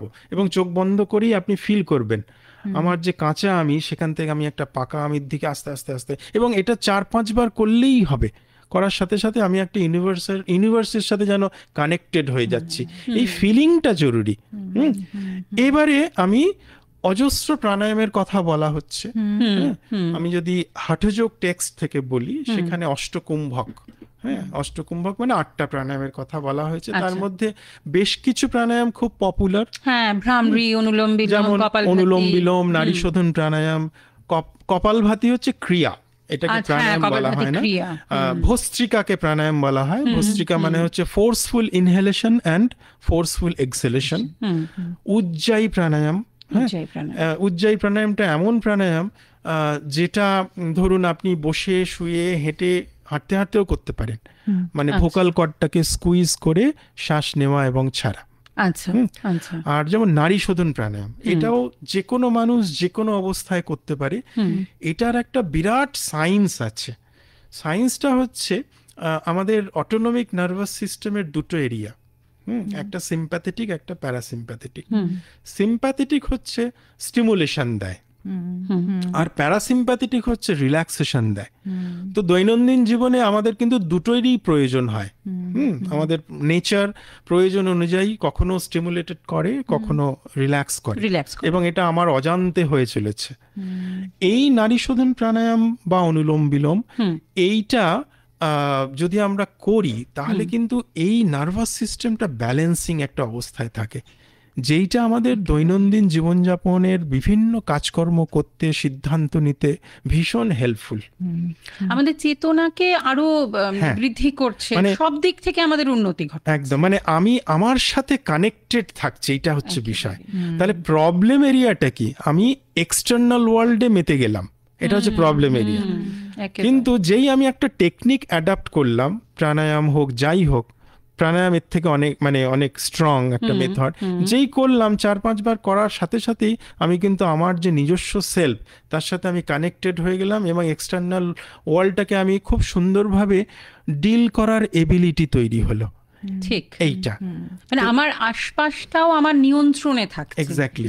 যেই আমার মানে আত্মনিয়ন্ত্রণ এসে যাচ্ছে, আমি কিন্তু আমার সামনের যে মানুষটি তার ক্ষেত্রে মানে তার সঙ্গে কিরকম ব্যবহার করব সেই ব্যাপারটাও পুরোটা আমার নিয়ন্ত্রণে থাকছে, সে কিন্তু আমাকে নিয়ন্ত্রণ করতে পারছে না। একেবারেই, একেবারে। মানে এক্সটার্নাল স্টিমুলেশন, এক্সটার্নাল ভাইব্রেশন, সেটা যাই হোক, হ্যাঁ মানে খুব একটা খুশির খবরে আমি প্রচন্ড উৎসাহিত হয়ে পড়লাম, উচ্ছ্বসিত হয়ে গেলাম, এটাও কিন্তু স্বাভাবিক না। না, একদম। হ্যাঁ, আবার প্রচন্ড একটা খারাপ ঘটনায় আমি ভীষণভাবে ভেঙে পড়লাম, ডিপ্রেসড হয়ে যাচ্ছে। এইটা যোগ এই বার্তা দেয়, এটাই শেখায় যে তুমি নিয়ন্ত্রণ। নিজের মধ্যে থাকো, এক্সটার্নাল ওয়ার্ল্ডের কোনো কিছুই তুমি প্রভাবিত হয়েও না। একদম। এবং প্র্যাকটিস করলে এটা কিন্তু হয়। এই যে প্রভাবিত হওয়াটা, এখানে একটা ছোট প্রশ্ন যদি করি, মানে হ্যাঁ, বন্ধুর কোনো প্রশ্ন আছে? একেবারেই তাই, প্রচুর মেসেজ এসে গেছেন এবং ময়ূরী দিয়ে লিখছেন যে স্যার তাহলে আজকের অনুষ্ঠান কি সুবর্ণ যোগাযোগ? সংঘমিত্রা ঘোষ ভাটপাড়া থেকে লিখছেন। মধুমিতা জোয়ারদার মুদ্রা নিয়ে প্রশ্ন করেছেন, মুদ্রা কতটা জরুরি যোগাতে। সুস্মিতা দাস জিজ্ঞেস করছেন, উৎকণ্ঠা, ভয়, মানসিক অসুস্থতা, দুশ্চিন্তা এগুলো থেকে বেরোতে হলে রোজ কতক্ষণ প্রাণায়াম করার প্রয়োজন, সেটা একটু বুঝিয়ে দিলে ভালো হয়। পাপিয়া পাল বাঁকুড়া থেকে লিখছে দেখছি। সুমিতা রায় লিখছেন, দারুণ বোঝাচ্ছেন স্যার। এবং সংঘমিত্রা ঘোষ লিখছেন, স্যার নিউরো পেশেন্টদের পার্টিকুলার কোনো প্রাণায়াম আছে, জানালে খুশি হব। আচ্ছা, অনেকগুলো প্রশ্ন, অনেকগুলো মেসেজ লিখছেন। তারকেশ্বর হুগলি থেকে শিশির, সুবল, ভুতলু, তপন, দারুণ অনুষ্ঠান শুনছি আমরা একসঙ্গে বসে সবাই মিলে। এবং আরও মেসেজ আছে হোয়াটসঅ্যাপে। জয়ন্ত সাহা বারাসাত থেকে লিখছেন, যোগ, এই যোগের একটি কথা বা একটি পর্বে বলা হয় আত্মার সাথে পরমাত্মার যোগ, এই বিষয়ে কিছু জানতে চাই। এক্ষুনি আমরা একদম বুম্বা কাশীপুর সৎচাষী পাড়া থেকে লিখছেন, অনুষ্ঠান খুব ভালো হচ্ছে, প্রচুর মানুষ শুনছেন। এবং সেই তাহলে আবারও প্রশ্নে চলে যাই। এই যে আমাদের একজন বন্ধু প্রশ্ন করলেন, depression, concentration, lack of concentration, যেটা মানে আমাদের বাড়িতে প্রত্যেকেরই বাড়িতে ছোট সদস্য রয়েছে, শুধু ছোট সদস্য নয়, সবার ক্ষেত্রে কনসেন্ট্রেশন প্রবলেম। মানে একটা গল্প সেটাও পড়তে বসলে খানিকক্ষণ পরে মনে হচ্ছে বাবা অনেকটা বড় হয়ে গেছে, মানে ওইখানে ওটা রয়েছে, পুরো মন দিয়ে আমরা পড়তে পাচ্ছি না যে কোনো জিনিস। আর এই যে প্রভাবিত করা, এখন প্রভাবিত হওয়ারই যুগ। আমরা অ্যাড দেখছি, কানে শুনছি, দেখছি, সমস্ত সময় সোশ্যাল মিডিয়ায় আমরা অ্যাক্টিভ, এবং সবচেয়ে বেশি প্রভাবটা বিস্তার করছে বাচ্চাদের ওপর এবং মানে কি বলবো, ইয়াং জেনারেশনের ওপর। তো সেক্ষেত্রে বাচ্চাদের ক্ষেত্রে তো ওইভাবে সেই সেলফ কন্ট্রোল, সেলফ ডিসিপ্লিন, এই ব্যাপারটা তো তাদের অতভাবে বোঝানো সম্ভব নয়। তো বাড়ির ক্ষুদে সদস্যদের জন্য আমরা একটু কি করতে পারি, মানে তাদের যাতে পড়াশোনাটা, খেলাধুলাটা, মানে ভীষণভাবে তারা স্ক্যাটার্ড হয়ে থাকে, তো এই এক্ষুনি এটা করছে, আবার একটু বাদেই ওটা করছে, কোনোটাই তারা মন দিয়ে করতে পারছেন, এবং ভীষণভাবে ইনভলভমেন্ট হয়ে যাচ্ছে তারা এই গ্যাজেটগুলোর মধ্যে। সেটা যদি সবসময় ফোন তা নয়, বিভিন্ন ধরনের গ্যাজেটে ইনভলভ হচ্ছে তারা। এই জায়গা থেকে তাদের একটু যদি অন্য দিকে নিয়ে যাওয়া যায়, কনসেন্ট্রেশন লেভেলটা যদি বাড়ানো যায়, কিভাবে করা যায়? অত্যন্ত মূল্যবান প্রশ্ন। আমি প্রথমে একটু কনসেন্ট্রেশন নিয়ে বলি, তারপরে আমি বাচ্চাদের বিষয়টা বলবো। কনসেন্ট্রেশন হচ্ছে অষ্টাঙ্গ যোগের কত নম্বর ধাপ? চোম, নিয়ম, আসন, প্রাণায়াম, প্রত্যাহার, ধারণা। এটাকে আমরা কনসেন্ট্রেশন অফ দ্য মাইন্ড বলি। তার আগের স্টেপটা হচ্ছে প্রত্যাহার। তো এখানেও স্বামীজির কথা চলে আসছে। উনি যেটা বলছেন, একটা মানুষের সে মানুষ কতটা উন্নত এইটা বোঝা যায় সে কতটা কনসেন্ট্রেট করতে পারছে একটা সাবজেক্টে। এবং সারা পৃথিবীতে প্রচুর আমরা স্টলওয়ার্ড লেজেন্ড পার্সনদের দেখেছি, তাদের এই যে কাজের সাকসেস, এটা কিন্তু ডিপেন্ড অন কনসেন্ট্রেশন। তো এই কনসেন্ট্রেশন ব্যাপারটা বোঝাটা আমাদের খুব জরুরি। এটা একটা স্কিল। কনসেন্ট্রেশন একটা স্কিল। মানে আমি যদি খুব সহজভাবে বলি, একটা বিষয়ের মানে ওয়ান পয়েন্টেড নেট, একটা বিষয়ের ওপরে আমি মনটা দিচ্ছি, মনঃসংযোগ, মনটাকে যোগ করছি, এটাই কনসেন্ট্রেশন। এখন এটাই সবাই চাই আমরা। যারা গান করে চাইছে যে গানের মধ্যে মনঃসংযোগ করুক, মনটা দিক। যারা পড়াশোনা করছে বাচ্চাদের ক্ষেত্রে পড়াশোনার মধ্যে মনঃসংযোগ করুক, কিন্তু করতে পারছি না। হ্যাঁ, করতে পারছে না, এটা প্রবলেম, ল্যাক অফ কনসেন্ট্রেশন। আচ্ছা, এক্ষেত্রে একটা জিনিস বোঝার আছে, কনসেন্ট্রেশনের আগের স্টেপটা কি? প্রত্যাহার। প্রত্যাহার মানে হচ্ছে withdraw senses from outer object. আচ্ছা, আমি একটা বিষয়ে কনসেন্ট্রেট করতে পারছি না মানে নিশ্চিতভাবে আমার মন অন্য কিছুতে লেগে আছে, এটাকে বুঝতে হবে। এবারে মনের নেচার আমাদের অ্যাকর্ডিং টু আমাদের যা প্রত্যেকের নেচার, মন কিন্তু ওই রকম ভাবে মানে ছড়িয়েই থাকবে। চক্ষু, কর্ণ, নাসিকা, ত্বক, জিহ্বা, এই অর্গানগুলোর মাধ্যমে মন বাইরে বহুমুখী হয়ে আছে। এখন বিভিন্ন কিছুর মধ্যে আমি যখন এঙ্গেজ হয়ে থাকছি, সেটা কি, যেমন আমরা গল্পগুজব করছি, বন্ধু বান্ধবদের সাথে মেলামেশা করছি, রেস্টুরেন্টে খাওয়া দাওয়া করছি, পার্কে ঘুরে বেড়াচ্ছি, সোশ্যাল মিডিয়ায় এঙ্গেজ, হোয়াটসঅ্যাপ, ফেসবুক এঙ্গেজ। আচ্ছা, এগুলোতে কিন্তু আমাদের ব্রেনে এগুলো কেন করি? নিশ্চয়ই ভালো লাগে বলে। এই ভালো লাগার সাথে এটা কিন্তু একটা অ্যাডিকশন। ভালো লাগার সাথে আমাদের ব্রেনে একটা হরমোন আছে, ডোপামিন, এটা সিক্রিয়েট হয়ে যায়। এখন সারাদিনই আমি ফেসবুক করছি, সারাদিন হোয়াটসঅ্যাপ, সোশ্যাল মিডিয়া এঙ্গেজ, এটা করার ফলে ডোপামিন সিক্রিয়েট হয়ে যায়, ওটা করছে এবং ডোপামিন সিক্রিয়েট হচ্ছে, আমি ওখান থেকে বেরোতে পারছি না, এটা একটা আটকে থাকছে, এটা ব্রেনের একটা ট্র্যাপ। এবারে আমি সন্ধ্যেবেলা ওই মনটাকেই বলছি, এবার তুমি পড়তে বসো। কোনোদিনই এটা সম্ভব নয়, মনঃসংযোগ তখন হবে না। কেন? অলরেডি আমার ডোপামিন সিক্রিয়েট হয়ে গেছে ওই কাজগুলোর মধ্যে। হঠাৎ করে পড়াশোনার মাধ্যমে বা কোনো একটা কাজের মাধ্যমে আমার ডোপামিন সিক্রিয়েট তখন আর হবে না। আচ্ছা, হ্যাঁ, আচ্ছা। সুতরাং ডিটক্সিফিকেশনটা খুব জরুরি। ডিটক্সিফিকেশন মানে আমি যদি সন্ধ্যেবেলা পড়ায় মন বসাতে চাই, তাহলে কিন্তু আমাকে প্রত্যাহার আগে করতে হবে। হ্যাঁ, প্রত্যাহার মানে মনটাকে, মানে মনের শার্পনেসটা নষ্ট করলে হবে না। আমাদের মন একটাই, যে মনটা দিয়ে আমরা গল্প করছি সেই মনটা দিয়েই পড়ছি, সেই মনটা দিয়ে আমরা সিনেমা দেখছি, সেই মনটা দিয়েই খাচ্ছি। এবারে সকাল থেকে অনেক কিছু করে মনের শার্পনেস আমি নষ্ট করে দিলাম। সন্ধ্যাবেলা আমি মনকে বলছি যাও একটু পড়াশোনা করো, তখন তো মন এক্সস্টেড, তখন সম্ভব নয়। মানে স্বামী সর্বপ্রিয়ানন্দ একটা খুব সুন্দর উদাহরণ দিয়েছেন, যে ধরুন আমরা দাড়ি কামাচ্ছি, যে ব্লেডটা দিয়ে দাড়ি কামাচ্ছি সেটা দিয়ে আগে যদি পেন্সিল ছুলে ফেলি তাহলে কিন্তু দাড়ি কামানো যাবে না। সুতরাং মনের শার্পনেস আমাকে কিন্তু মেনটেন করতে হবে, এখানে অনেস্ট হতে হবে। আমি যদি সত্যি সত্যি আন্তরিকভাবে কনসেন্ট্রেট করতে চাই যে কোনো একটা বিষয়ের মধ্যে, আমাকে কিন্তু প্রত্যাহার প্র্যাকটিস করতেই হবে। মানে সকাল থেকে নিজেকে সরিয়ে আনতে হবে। হ্যাঁ, মানে আমি বন্ধু বান্ধবদের সাথেও প্রচুর গল্প করব, আবার সন্ধ্যেবেলা, এটা হয় না যে তা নয়, কিন্তু সেক্ষেত্রে যাদের কন্ট্রোল নেই তাদের কিন্তু এটা করতেই হবে, খারাপ লাগলেও করতে হবে। করতে করতে একটু একটু কনসেন্ট্রেট করতে করতেই কিন্তু অভ্যেসটা তৈরি হবে। মানে প্রথমে আমি 1 ঘন্টা কনসেন্ট্রেট করতে পারবো না, ওই জন্য ছোট ছোট ডিউরেশন, 5 মিনিট, 10 মিনিট, উঠে পড়ো, আবার 10 মিনিট, এরম ভাবে করতে করতে মন এবং বডি কনসেন্ট্রেট করার উপযোগী তৈরি হবে। এইটা এবার হচ্ছে বাচ্চাদের আমরা কি করে কন্ট্রোল করব। আমি বলবো বাচ্চাদের কিন্তু বদমাইশি করতে দিতে হবে। আমাদের কাছে প্রচুর মায়েরা আসে যে আমার বাচ্চা খুব অশান্ত, একে একটু মেডিটেশন করান। তো সেক্ষেত্রে আমি বলবো বাচ্চারা যদি দুরন্ত হয়, বাচ্চারা যদি বদমাইশি করে, জানবেন এটা সুস্থতার লক্ষণ। ওরা এই যে লাফালাফি করছে না, ওদের প্রচুর ক্যালোরি, ওদের মেটাবলিক রেট খুব হাই, এটাকে আপনাকে খরচ করিয়ে ফেলতে হবে এবং ওদের লক্ষ্য রাখতে হবে যাতে বিপদ না হয়। বাচ্চারা কিন্তু মেডিটেশন করানো মানে ওদের শাস্তি দেওয়া। চোখ বন্ধ করে বসো, ওরা চোখ খুলবেই, আমরা এটা দেখেছি। ওই জন্য আমরা না কতগুলো কৌশল, মানে গীতায় বলা হয়েছে যোগ কর্ম সুকৌশলম, আমরা কৌশল অবলম্বন করি। মানে ওদেরকে মেডিটেশন চোখ বন্ধ করে বসানোর আগে না ওদের একটু লম্ফচম্প করিয়ে নিতে হবে। একটু লাফাও তো 10 বার লাফিয়ে নিল, একটু জোরে ছোট তো এক জায়গায় দাঁড়িয়ে, হ্যাঁ, এবং ওদের একটা প্রতিযোগিতা মেন্টালিটি থাকে তো, আচ্ছা তুমি পারবে এটা, হ্যাঁ স্যার পারবো, ব্যাস শুরু করে দিল, 10 বার জাম্পিং করলো।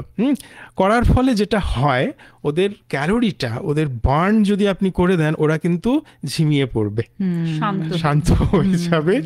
তারপরে কিছু 1-2 পশ্চার, এবং তারপরে আপনি চোখ বন্ধ করে অন্যভাবে মেডিটেশন, মানে ধরুন আমরা চান্টিং করাই, হ্যাঁ, ওম চান্টিং হতে পারে, আওম চান্টিং হতে পারে, মহামৃত্যুঞ্জয় মন্ত্র হতে পারে, এইটার মাধ্যমে গায়ত্রী মন্ত্র হতে পারে। যখনই করব যে চোখ বন্ধ করে তুমি ওটা শোনো তো, এটা ফিল করো তো, তাহলেই কিন্তু মেডিটেশন এবং রিল্যাক্সেশনের কাজটা খানিকটা এগিয়ে যায়। হ্যাঁ, এটাই প্র্যাকটিস করতে করতে একটা সময় ওদের একটা না ভালো লাগার জায়গা তৈরি হয়ে যাবে। এবং এখানে টিচারের স্কিলটা কিন্তু খুব এসেনশিয়াল। মানে কিরম ভাবে বাচ্চাদের সাথে খুব গম্ভীর হলে কিন্তু হবে না, বাচ্চাদের সাথে বাচ্চা আগে হতে হবে, মানে ওদের লোক, আমি তোমাদের লোক, এই প্রমাণিত আগে না হলে ওদের কিন্তু চোখ বন্ধ করে বসানো সম্ভব নয়। ঠিক, একেবারেই তাই। এবং মানে গল্প করতে করতে কোথা দিয়ে যে সময় বেরিয়ে যাচ্ছে, 1 ঘন্টা হয়ে গেল, আধ ঘন্টার মধ্যে আপনাকে সমস্ত প্রশ্নের উত্তর দিতে হবে আর কি। আর আধ ঘন্টা আছে আমাদের হাতে। নিউরো পেশেন্টদের জন্য জানতে চেয়েছেন পার্টিকুলার কোনো প্রাণায়াম আছে কিনা। আচ্ছা, একটা কথা জিজ্ঞাসা করছি, সেটা হচ্ছে যে যোগাসন করার সময়টা, মানে আমার ভোরবেলার সময় নেই, বা অনেকে বলছে আমার সন্ধ্যাবেলার সময় নেই, তো প্রত্যেকে কি নিজের মতো করে একটা সময় বেছে নিতে পারেন, নাকি একটা নির্দিষ্ট সময় মেনটেন করতেই হবে আপনাকে যোগাসন করার? এরকম কিছু নেই এখন, যা মানে কর্মব্যস্ত জীবন, সেক্ষেত্রে আমরা যেটা বলি যে আপনি আপনার সুবিধে মতো একটা টাইম বেছে নিন। হ্যাঁ, এবারে ডেফিনেটলি সকালবেলা করাটা ভালো। কেন? সকালবেলাটা মনটা একটু শান্ত থাকে। হ্যাঁ, সেক্ষেত্রে যার উপায় নেই সকালে করার, আপনার যখন সময় আছে আপনি করুন। সেক্ষেত্রে খাওয়ার টাইমটা একটু মেনে নিতে হবে, যেটা বললাম যে ভারী খাবার হলে 4 ঘন্টা আর হালকা খাবার হলে 8 ঘন্টা, ব্যাস। মানে যে সময় তিনি করছেন সেইটাই তিনি যেন মেনটেন করলে ভালো। একেবারেই। নিউরো পেশেন্টদের জন্য পার্টিকুলার কোনো প্রাণায়াম আছে কিনা জানতে চাইছেন আমাদের ফেসবুক পেজে, ফেসবুক লাইভ হচ্ছে সেই কমেন্টে, এবং হোয়াটসঅ্যাপ করে জানতে চাইছেন অর্ণব বসু হাওড়া ময়দান থেকে, যে এই বিশ্ব যোগ দিবসে এই সুন্দর যোগাযোগের জন্য FM গোল্ডকে স্বাগত। আমার একটা প্রশ্ন আছে, যে যাদের কিডনির অসুখ আছে, অর্থাৎ ক্রিয়েটিনিন বা ইউরিক অ্যাসিডের সমস্যা রয়েছে, তাদের ক্ষেত্রে কি যোগ করলে এইগুলো নিয়ন্ত্রণে থাকতে পারে? এবার দুটোই হচ্ছে, একজন কিডনির অসুখের জন্য জিজ্ঞেস করছেন এবং একজন নিউরো পেশেন্ট। হ্যাঁ, সেই ক্ষেত্রে ওষুধের সাবস্টিটিউট, ওষুধ না খেয়ে যোগা কি একটা সাবস্টিটিউট হতে পারে? হ্যাঁ, এক্ষেত্রে যখনই একটা কোনো স্পেশাল কেস হয়ে যায়, তখনই বিষয়টা আরেকটু গভীর হয়ে যায় এবং আরো অনেক কিছু মানে প্রশ্ন জেনে আমরা সাজেশনগুলো দিই, আরো অনেক কিছু প্যারামিটার ডিপেন্ড করে। সেক্ষেত্রে এখন নিউরো পেশেন্ট মানে সে কি ধরনের নিউরো পেশেন্ট এটা জানাটা কিন্তু খুব জরুরি। হ্যাঁ, পার্কিনসনিজম হতে পারে বা অন্য নিউরোলজিক্যাল প্রবলেম, অনেক অজস্র প্রবলেম আছে।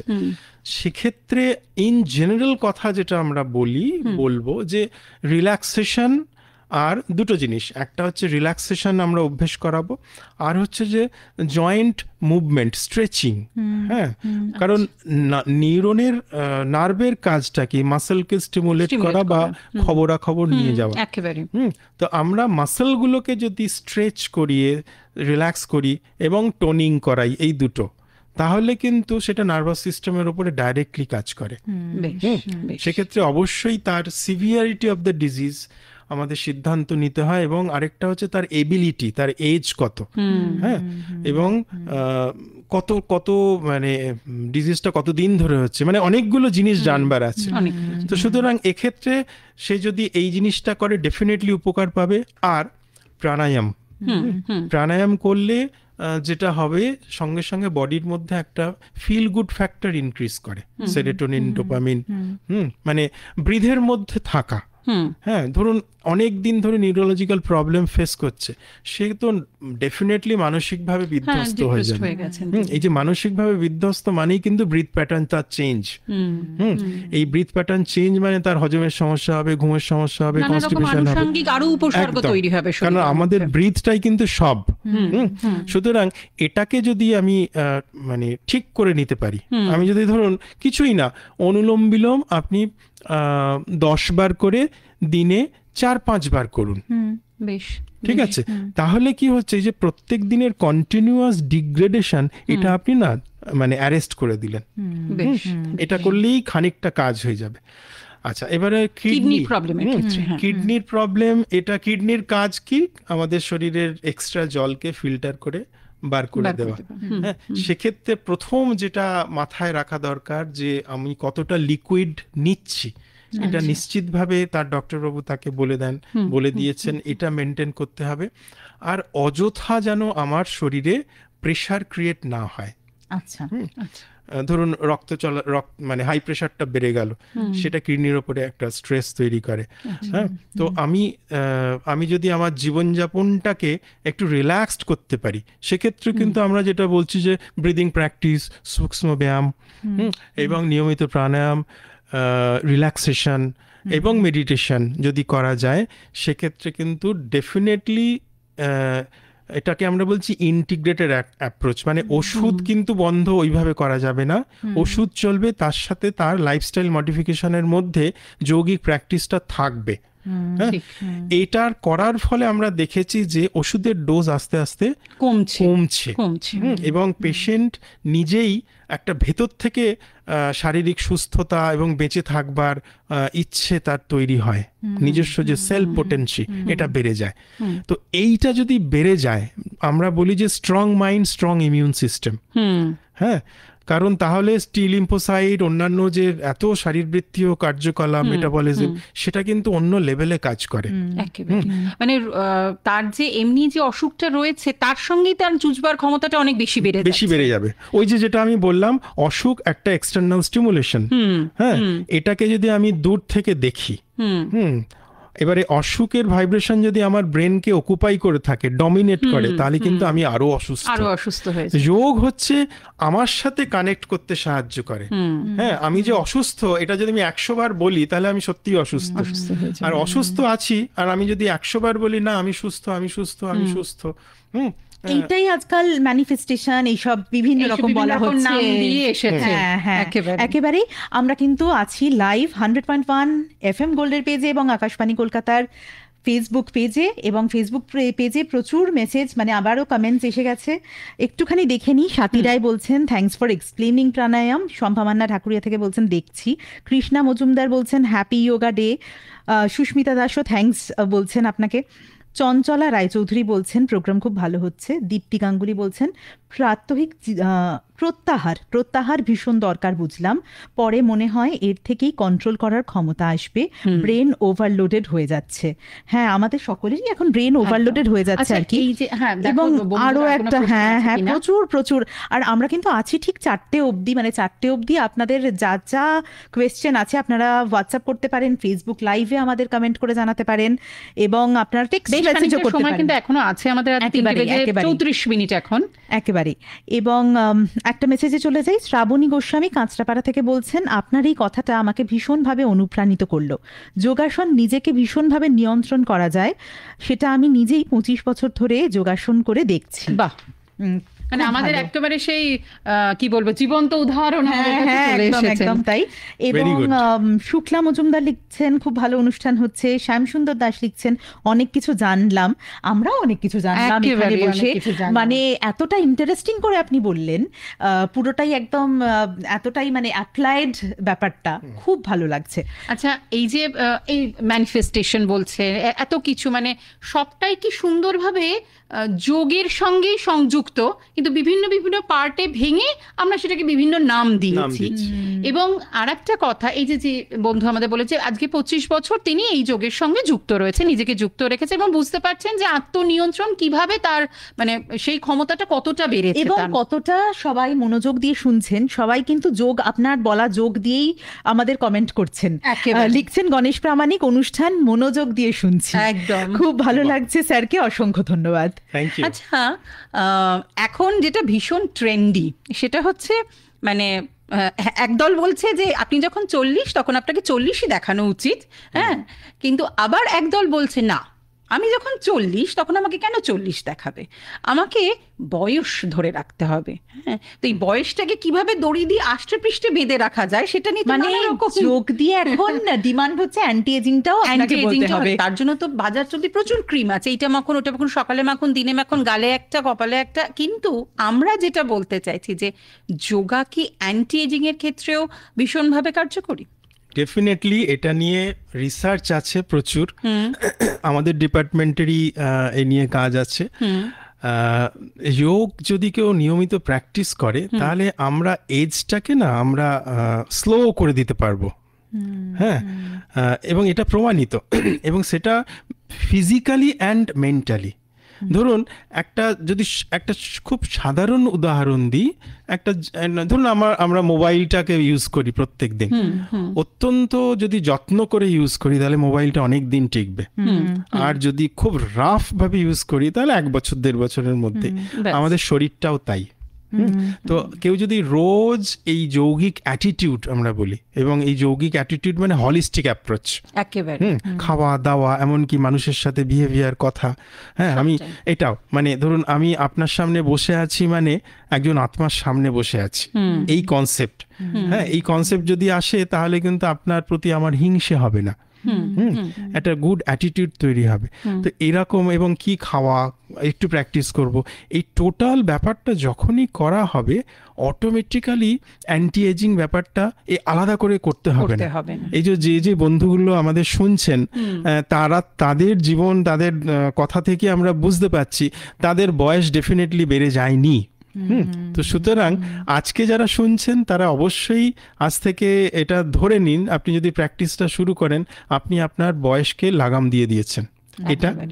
আর যেটা দরকার, আপনি কখনোই নিজেকে ভাববেন না যে আমার বয়সটা হয়ে গেছে। আচ্ছা, হ্যাঁ এটা মানেই কিন্তু ধরুন আপনার 35 এজ, আপনি যদি ভাবেন যা আমার না অনেক বয়স হয়েছে, কারণ এর বিজ্ঞানটা কি, ব্রেন কিন্তু বোকা, ব্রেনকে আপনি যে তরঙ্গ দেবেন, যে ভাইব্রেশন দেবেন, যেভাবে বোঝাবো আমি, হ্যাঁ ব্রেন কিন্তু সেইটা রিসিভ করবে। হ্যাঁ, ধরুন 60 বছর বয়সের কেউ, পুরুষ মহিলা, সে যদি ভাবে আমার না বয়স হয়ে গেছে আর আমি লালটা পরবো না, হ্যাঁ তাহলে কি হচ্ছে, তার অ্যাক্টিভিটিতে লালটা পরার থেকে সাদাটা পরতে সে যাবে।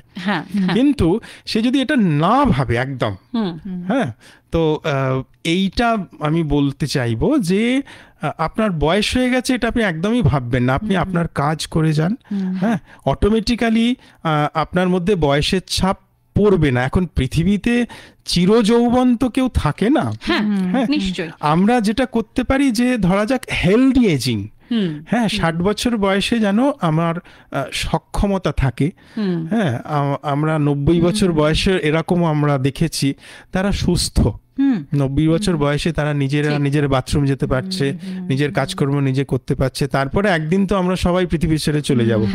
হেলদি এজিংটা ইজ ভেরি ইম্পর্টেন্ট, সেটা কিন্তু যোগ করলে 100% সম্ভব। এই যে অদ্ভুত একটা খুব সুন্দর শব্দবন্ধ আমরা পেলাম আজকের অনুষ্ঠানে, হেলদি এজিং। এজিং কিন্তু একটা ধ্রুব সত্য, কারণ আপনি এটা বিজ্ঞান এবং যোগও বিজ্ঞান, তাহলে আমরা কখনোই বিজ্ঞানকে অস্বীকার করে তো এগোতে পারি না। আমাদের জীবনের সঙ্গে বিজ্ঞান ওতপ্রোতভাবে জড়িয়ে আছে, জন্ম থেকে মৃত্যু আমরা বিজ্ঞানের মধ্যে বেঁধে রয়েছি। তো যোগও বিজ্ঞান, এবং সেখান থেকে ভারী সুন্দর একটা কথা এলো হেলদি এজিং। তাহলে এজিংটা আমাদের স্ট্রেসের কারণ কিন্তু নয়। আনহেলদি এজিং হলে সেটা স্ট্রেস হতে পারে, কিন্তু হেলদি এজিং যদি হয়, এবং তখনই বোঝা যাচ্ছে যে এটা কিন্তু আমাদের স্ট্রেস দিচ্ছে না, আমরা ভীষণ আনন্দে রয়েছি, তবেই আমাদের হেলদি এজিং। একটা কথা আছে না যে 3 মাথা যার বুদ্ধি নেবে তার, হ্যাঁ যে প্রত্যেক বয়সেরই একটা মাধুর্য আছে নিশ্চয়ই। হ্যাঁ, কারণ আমরা যে কাজকর্ম করছি আমরা কিন্তু সিনিয়র মানুষদের মতামত নিয়ে, তাদের উপদেশ, তাদের সাজেশন, সেই সব নিয়ে আমরা করছি। সিনিয়র মানুষের যে মাধুর্য, সিনিয়রদেরও সেটা বুঝতে হবে যে আমরা সমাজকে, জগৎকে অনেক কিছু দিতে পারি। একেবারেই তাই। আবারও একটুখানি চোখ রাখি কমেন্টসে। অভিরূপ মুন্সি বলছেন থ্যাঙ্কস জনাই রোড থেকে। গণেশ প্রামাণিক বলছেন, গণেশ প্রামাণিকের মেসেজ পড়েছি। দেবলীনা চক্রবর্তী বলছেন দারুণ একটা অনুষ্ঠান শুনছি, অনেক কিছু জানলাম, শিখলাম। সৌরভ মিশ্র বলছেন প্রত্যাহার ব্যাপারটা আর একবার বুঝিয়ে দিন স্যার। আর সৌর্যেন্দ্রনাথ মুখার্জি তিনি লিখছেন সর্দি কাশি ও জ্বর কমাতে কোন কোন যোগের আশ্রয় নেওয়া যেতে পারে। সুমন্ত্র চক্রবর্তী লিখছেন খুব সুন্দর অনুষ্ঠান, অনেক কিছু শিখলাম, সঞ্চালন ও ভালো, স্যারকে অনেক ধন্যবাদ। সীমা দাসও লিখছেন আজকের এই অনুষ্ঠানের মাধ্যমে আমরা খুবই অনুপ্রাণিত হচ্ছি। মানে বেসিক ইমিউনিটির কথা বলছেন। একদম একদম। জ্বর ধরুন তো একটা উপসর্গ মাত্র, জ্বর কোনো মানে রোগ নয়। হ্যাঁ, আপনার জ্বর হচ্ছে মানে বুঝতে হবে আপনার ইমিউন সিস্টেম কাজ করছে। হ্যাঁ, সর্দি কাশির ক্ষেত্রে একটা ইমিউনিটির ব্যাপার থাকে, সেক্ষেত্রে একটা কনসেপ্ট বুঝতে হবে, ইমিউনিটি কিন্তু রাতারাতি বেড়ে যায় না। ঠিক। আপনি যদি অনেকগুলো ফ্যাক্টর একসাথে করেন তবে কিছুদিন বাদে ইমিউনিটি আপনার এনহ্যান্স হবে। হ্যাঁ, যেমন সেক্ষেত্রে হেলদি লাইফস্টাইল লিভ করা, যেমন নিয়মিত যোগ অভ্যেস করা, এটা তো একটা মানে এসেনশিয়াল পার্ট। পুষ্টিকর খাবার খাওয়া, হ্যাঁ, protein rich food, antioxidant, vitamin যুক্ত খাবার, এটা খেতে হবে। আর যথেষ্ট পরিমাণে ঘুম, মানে 7 থেকে 8 ঘন্টা ঘুম জরুরি। এবং স্ট্রেসের মুখোমুখি হব, পালিয়ে যাব না, এইটা কিন্তু যেমন ধরুন আর্মিরা কিন্তু ঘরে ঠান্ডা ঘরে বসিয়ে রেখে আমার দেশকে সুরক্ষিত করতে পারে না। তারা যখন যুদ্ধ নেই তখন মক যুদ্ধ তারা তৈরি করে, হ্যাঁ, যার ফলে তারা ট্রেন্ড হয়। তেমনি আমাদেরকেও ওই মানসিকতাটা নিতে হবে যে আমি ভালো করে প্রত্যেকদিন এক্সারসাইজ করব, ঘুমোবো, মেডিটেশন করব, পুষ্টিকর খাবার খাবো এবং লাইফকে আমি ফেস করব। একেবারে হ্যাঁ, লাইফকে ফেস করলে এইটা এনভায়রনমেন্ট, আমাদের বডির মধ্যে যে ফিজিওলজিক্যাল সিস্টেম, এটা কিন্তু তৈরি হতে সাহায্য করে। আমি অভিযোজিত হতে থাকবো যত আমি ফেস করব। একদম ঠিক। আর আরও একটা মেসেজ এসছে, লিখছেন সুপ্রিয়া চক্রবর্তী, লিখছেন আমি 103 বছরের একজনকে দেখলাম সবই করতে পারেন, 104 বছরে ঘুমের মধ্যেই চলে গেলেন। আমাদের ডক্টর মণি ছেত্রী 105 বছর অবধি সব কিছু নিজে করতেন।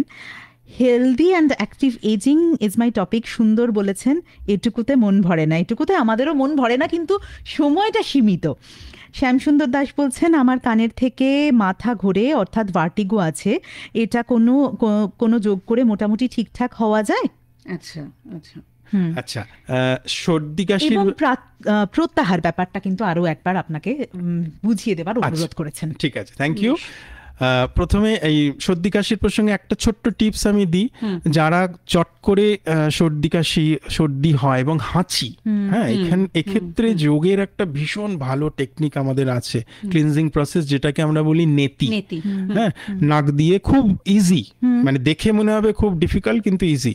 এটা যদি আপনি নিয়মিত করেন তাহলে নিশ্চিতভাবে আপনার সিজিং প্রবলেম কিন্তু কন্ট্রোল হয়ে যাবে। হ্যাঁ, এইটা। আর আরেকটা কি প্রশ্ন জানো? প্রত্যাহার মানে হচ্ছে আমরা যত ডিস্টার্ব আছি, হ্যাঁ, আমাদের মন বাইরে আছে মানে বহির্মুখী মন। এইটা এখন বহির্মুখী মন, এটার সাথে না আমাদের একটুখানি নিজের সাধ্যায়, আমরা বলি নিজের সাথে একটু কথা বলার দরকার আছে, যে কতটা আমায় এঙ্গেজ হব। হ্যাঁ, এইটা মানে অনেস্টলি এই প্রশ্নটা আগে নিজেকে করতে হবে। আমি সকাল থেকে রাত পর্যন্ত আমি সবই করব, আবার চোখ বন্ধ করে কনসেন্ট্রেটও করব, এটা মানে বোধহয় সম্ভব না।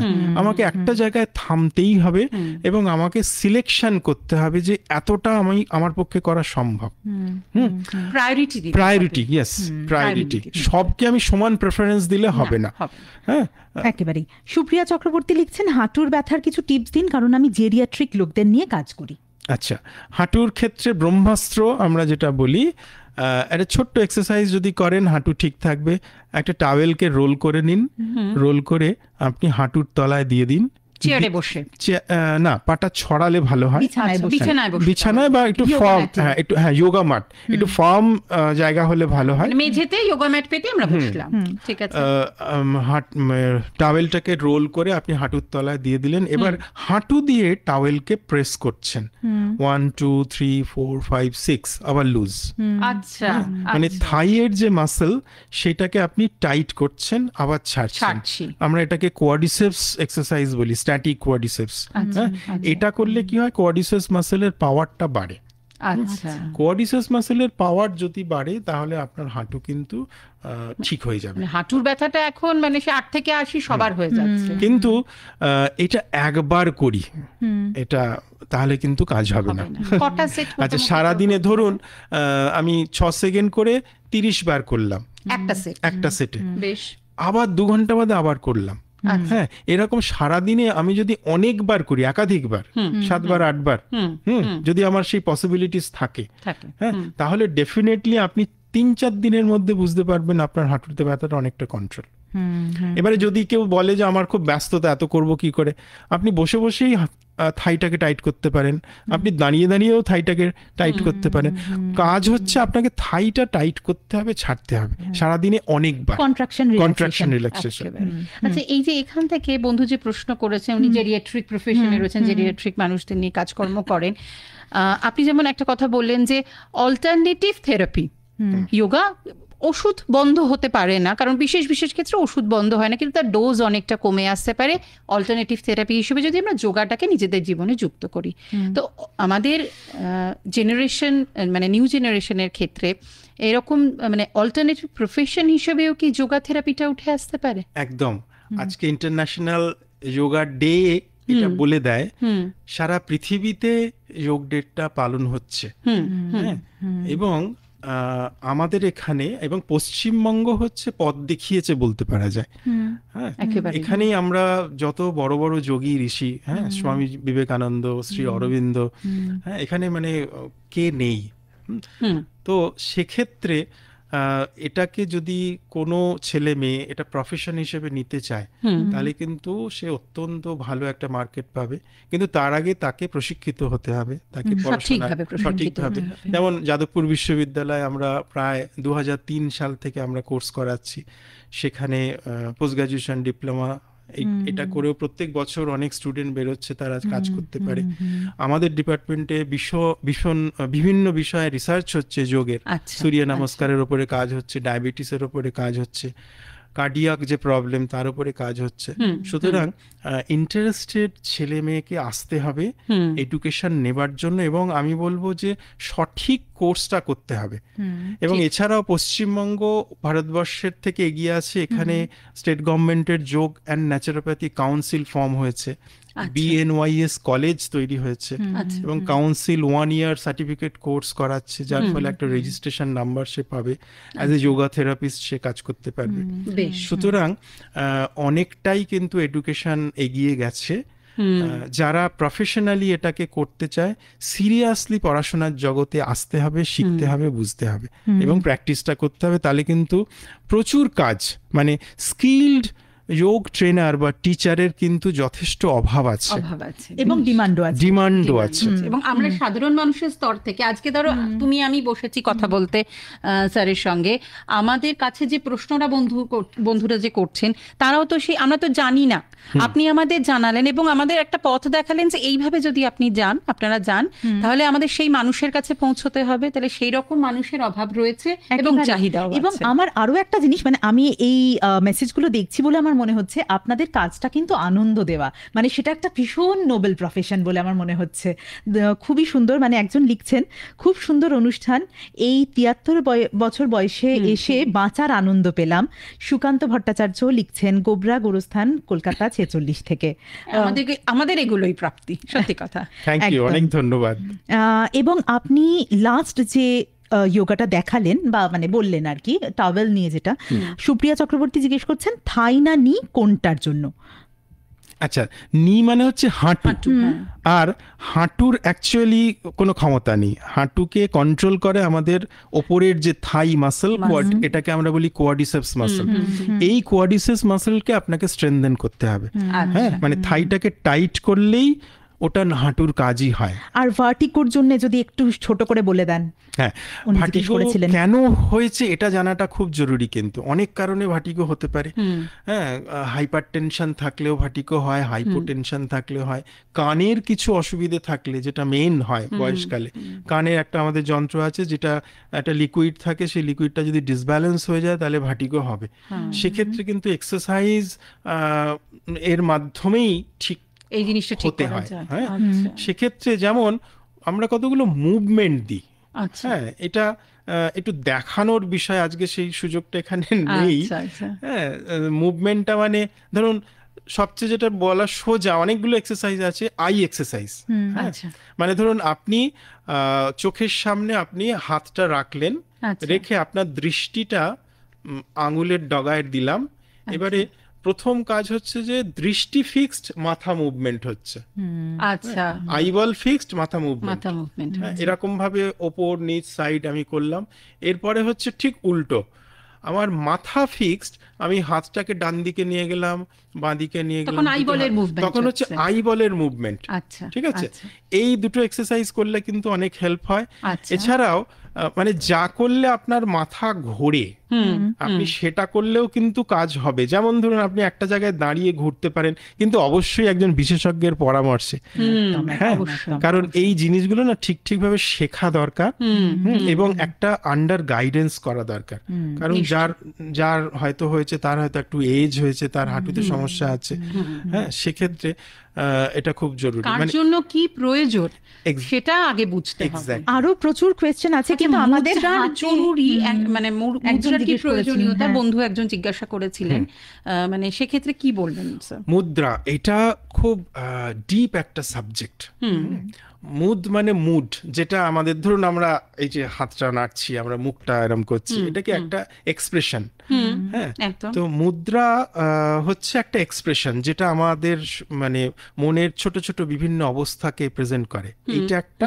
আরেকটা হচ্ছে আমাদের এই হাতটা হচ্ছে রিফ্লেক্স জোন, এবং এই এক একটা হাতের এক একটা আঙুল এক একটা আমাদের যে পঞ্চভূতের শরীর, সেই এক একটা আঙুল এক একটা ভূতকে প্রেজেন্ট করে। যেমন ক্ষিতি অপ তেজ মরুদ্বম, আমি যদি হাতটা সামনে রাখি, প্রকৃতির দিকে তাকালেই এটা মেলানো যাবে। কোড়ে আঙুলটা হচ্ছে একদম নিচের, হ্যাঁ, মানে একদম সবচেয়ে নিচে কে আছে? জল। এটা হচ্ছে আমাদের জলকে রিপ্রেজেন্ট করছে, অপ। আচ্ছা, জলের ওপরে কে আছে? জলের উপরে মাটি, ক্ষিতি তত্ত্ব। আচ্ছা, সবচেয়ে বড় হচ্ছে এটা মধ্যমা, সবচেয়ে বড় হচ্ছে আমাদের স্পেস, বায়ু, স্পেস না, স্পেস, হ্যাঁ, বোম তত্ত্ব। আচ্ছা, তারপরেরটা হচ্ছে বায়ু। আর মাথার উপরে কে থাকে? সূর্য। এই হচ্ছে পঞ্চতত্ত্ব। তো আমরা হাতের বিভিন্ন মুদ্রার মাধ্যমে এই পঞ্চতত্ত্বকে ব্যালেন্স করতে পারি। এটা হচ্ছে সায়েন্স। আচ্ছা, এর জন্য কি ক্ল্যাপ যোগা ব্যাপারটা এসেছে বা বিভিন্ন এটা কিন্তু কোনো ট্র্যাডিশনাল ব্যাপার নয়। হ্যাঁ, কিন্তু হ্যাঁ, এটা তো রিফ্লেক্সোলজির বিষয়। ক্ল্যাপিং যোগা এটা মডার্ন একটা কনসেপ্ট। আমি যদি হাতে এরকম ভাবে করি, রিফ্লেক্স তৈরি হচ্ছে, এগুলো কিন্তু ডেফিনেটলি ভালো। বিশ্ব যোগা দিবসে এরকম অনুষ্ঠান অপূর্ব লাগলো, সমৃদ্ধ হলাম, লিখছেন দীপ্তি গাঙ্গুলি। সুপ্রিয়া চক্রবর্তী লিখছেন thank you sir. Sathi Roy লিখছেন very interesting topic and discussion, thank you sir, thanks to FM gold, such more discussion in future please. এবং হুগলি থেকে জয়দেব ব্যানার্জি জিজ্ঞেস করছেন, যেটা আমাদের জন্য খুব জরুরি, উজ্জয়ী কতক্ষণ বা কতবার করব কণ্ঠস্বরের জন্য? মানে এই মানে সমস্ত প্রেজেন্টারদের তরফ থেকে আমরা এই প্রশ্নটা করছি যে ভয়েস ভালো রাখার জন্য আমরা কি করতে পারি। তো প্রথমেই যারা ভয়েস নিয়ে কাজ করছেন তাদের সাবধানতাগুলো আগে অবলম্বন করতে হবে। প্রথমে হচ্ছে যে ভয়েস রেস্ট, এইটা খুব জরুরি। যেমন রেস্ট মানে আমি প্রয়োজনে ছাড়া আমরা কিন্তু অযথা চিৎকার করি বাড়িতে, পরিবারে মানুষ। এইটা যারা ভয়েস নিয়ে কাজ করে তাদের জন্য কিন্তু এটা বিষ। মানে ধরুন আপনি আপনার কাছের লোকের সাথেও কথা বলবেন অত্যন্ত সফট একটা ভয়েসে, এটা হচ্ছে প্রথম কাজ। দ্বিতীয় হচ্ছে ভয়েসের শত্রু হচ্ছে অ্যাসিডিটি। আপনি যদি অ্যাসিডিটি কন্ট্রোল না করেন তাহলে আপনার ভয়েস শেষ হয়ে যেতে পারে। সুতরাং এমন কিছু মানে এই যে না খেয়ে থাকা, খালি পেটে থাকা, অ্যাসিড যাতে না হয়। আর হচ্ছে ময়েস্ট রাখা, মানে এবং সেটা যদি ওয়ার্ম ওয়াটার হয় তাহলে সবচেয়ে ভালো। মানে সঙ্গে একটু ওয়ার্ম ওয়াটার ক্যারি করা উচিত যখন বাইরে যাচ্ছে, প্রোগ্রাম থাকছে, এইটা করতে হবে। আর কিছু স্পেসিফিক প্র্যাকটিস আছে যেটার মাধ্যমে আমাদের ভয়েস, যেমন উজ্জাই একটা প্র্যাকটিস, মানে ভোকাল কর্ডটাকে স্কুইজ করে আমরা শ্বাস নেব এবং শ্বাস ছাড়ব। এটা করলে ভয়েসের হয়। কথা মানেই তো হাওয়াটাকে আমরা বার করছি। যেমন কপালভাতি করলে ডায়াফ্রামের এফিসিয়েন্সি বাড়ে, এটাতে হেল্প হতে পারে। আর হচ্ছে ভ্রামরি প্রাণায়াম। হ্যাঁ, চোখ বন্ধ করে কানটা চেপে এবং ওই যে ভাইব্রেশনটা এবং সাউন্ডটা কিন্তু খুব জোরে না, সফট, মানে যে শব্দটা, যে তরঙ্গটা আপনার একটা খুব সুদিং এফেক্ট দিচ্ছে, এইটাতে কি হয়, মাসাজ হয় আমাদের ভোকাল কর্ডের। এবং এই যে একটা স্কেলে, আমরা প্রত্যেকে কিন্তু একটা স্কেলে কথা বলি, ঠিক, হ্যাঁ, এই স্কেলটা মেনটেন হওয়া খুব জরুরি। কিন্তু ভোকাল মানে ডিস্টারবেন্সটা তৈরি হয় কিন্তু অ্যাবিউজের জন্য, মানে আমরা অত্যাচার করি, অনেক বেশি কথা বলি, হ্যাঁ, এবং কথা বলার যে টেকনিক, যেমন আমি যদি ভোকাল কর্ডকে খুব বেশি ইউজ করি তাহলে কিন্তু এটা অ্যাবিউজ, হ্যাঁ, কিন্তু আমি যদি অ্যাবডোমিনাল এই যে ডায়াফ্রামকে ইউজ করে কথা বলি তাহলে মানে এটা কিন্তু একটা বিশেষ টেকনিক, এটা ঠিক মানে বোঝানো সম্ভব নয়, এটা আয়ত্ত করতে হবে, একেবারেই তাই। আর খুব ছোট করে ইন্টারমিটেন্ট ফাস্টিংটা একবার জানবো। হ্যাঁ, ইন্টারমিটেন্ট ফাস্টিং এর অনেক রকম কনসেপ্ট আছে। আমি বলবো সবচেয়ে সহজ পদ্ধতি হচ্ছে আপনার যখন খিদে পাবে আপনি খাবেন, যদি একটা হেলদি লাইফ লিড করতে চান। হ্যাঁ, কারণ খাবার দেখি ইচ্ছে হলেই খেয়ে ফেলবেন, হ্যাঁ, মানে খাবেন, তার মানে এটাও ঠিকঠাক হওয়া দরকার। এখন সকাল থেকে আপনার খিদেই পাচ্ছে না, হ্যাঁ, খেলেন না, তাতে কিন্তু অ্যাসিড ফর্ম করবে। আপনি যদি একটা হেলদি মানসিক অবস্থায় থাকেন, হেলদি লাইফস্টাইলের মধ্যে থাকেন, তাহলে খিদে পাবে, মানে জল খাওয়া, ঘুম পাওয়া, সবটাই হবে। ধরুন আমি সকাল থেকে, প্রচুর মানুষ আছে যারা ব্রেকফাস্ট করে 11টায়, তার সকালে খিদেই পায় না, এটা কিন্তু হেলদি হ্যাবিট নয় একদমই। হ্যাঁ, সুতরাং তার মানে কিছু গন্ডগোল রয়েছে, সেটা দেখতে হবে। একদম, একেবারেই তাই। আমাদের তো প্রচুর প্রশ্ন এখনো বাকি, সময় মাত্র 2 মিনিট হাতে। আত্মার সঙ্গে পরমাত্মার যোগ জানতে চেয়েছিলেন জয়ন্ত সাহা বারাসাত থেকে, আপনি যদি একটু ছোট করে বলতেন। এটাই যোগের শেষ কথা। হ্যাঁ, চিত্তবৃত্তির নিরোধ হচ্ছে যোগ। মানে চিত্ত মানে মন, বুদ্ধি, অহংকার, বৃত্তি মানে অ্যাকশন, নিরোধ মানে স্টপ। তো এই যে টেকনিকগুলোর মাধ্যমে আমাদের নানা রকম ডিজায়ার, এগুলো একটা সুন্দর একটা সময় কন্ট্রোলে চলে আসবে, তখন কিন্তু এক্সটার্নাল ওয়ার্ল্ডের প্রতি আমার অত আর ইচ্ছে থাকবে না, এবং এক্সটার্নাল ওয়ার্ল্ডের যে আনন্দ, সেই আনন্দের থেকে চোখ বন্ধের যে আনন্দ, সেটা আমি অনেক বেশি করে পেয়ে যাব নিয়মিত যোগ অভ্যেস করে। সেই আনন্দের নেশাই আমরা ছুটবো তখন, এবং তখন আর বাহ্যিক আনন্দের প্রয়োজন হবে না, এবং সেটাই হচ্ছে আত্মার কিন্তু খোঁজ। আমি যদি চোখ বন্ধ করে আনন্দের সন্ধানটা পেয়ে যাই, আমি কিন্তু পৌঁছে গেলাম অনেকটাই। এবারে সংস্কার অনুযায়ী নেচার, প্রকৃতি, ঈশ্বর আমাকে যেদিন সময় সুযোগ দেবেন, ঠিক ওনার সাথে যোগাযোগ করিয়ে দেবে। অঙ্কন ঘোষ গারোর বাগা, পশ্চিম মেদিনীপুর থেকে কনসেন্ট্রেশন নিয়ে জানতে চাইছেন। আমরা অলরেডি বলেছি, করেছি আলোচনা। আর বন্দনা কুমার লিখছেন, অনেকদিন পর এরকম সুন্দর আলোচনা শুনলাম, খুব ভালো লাগলো।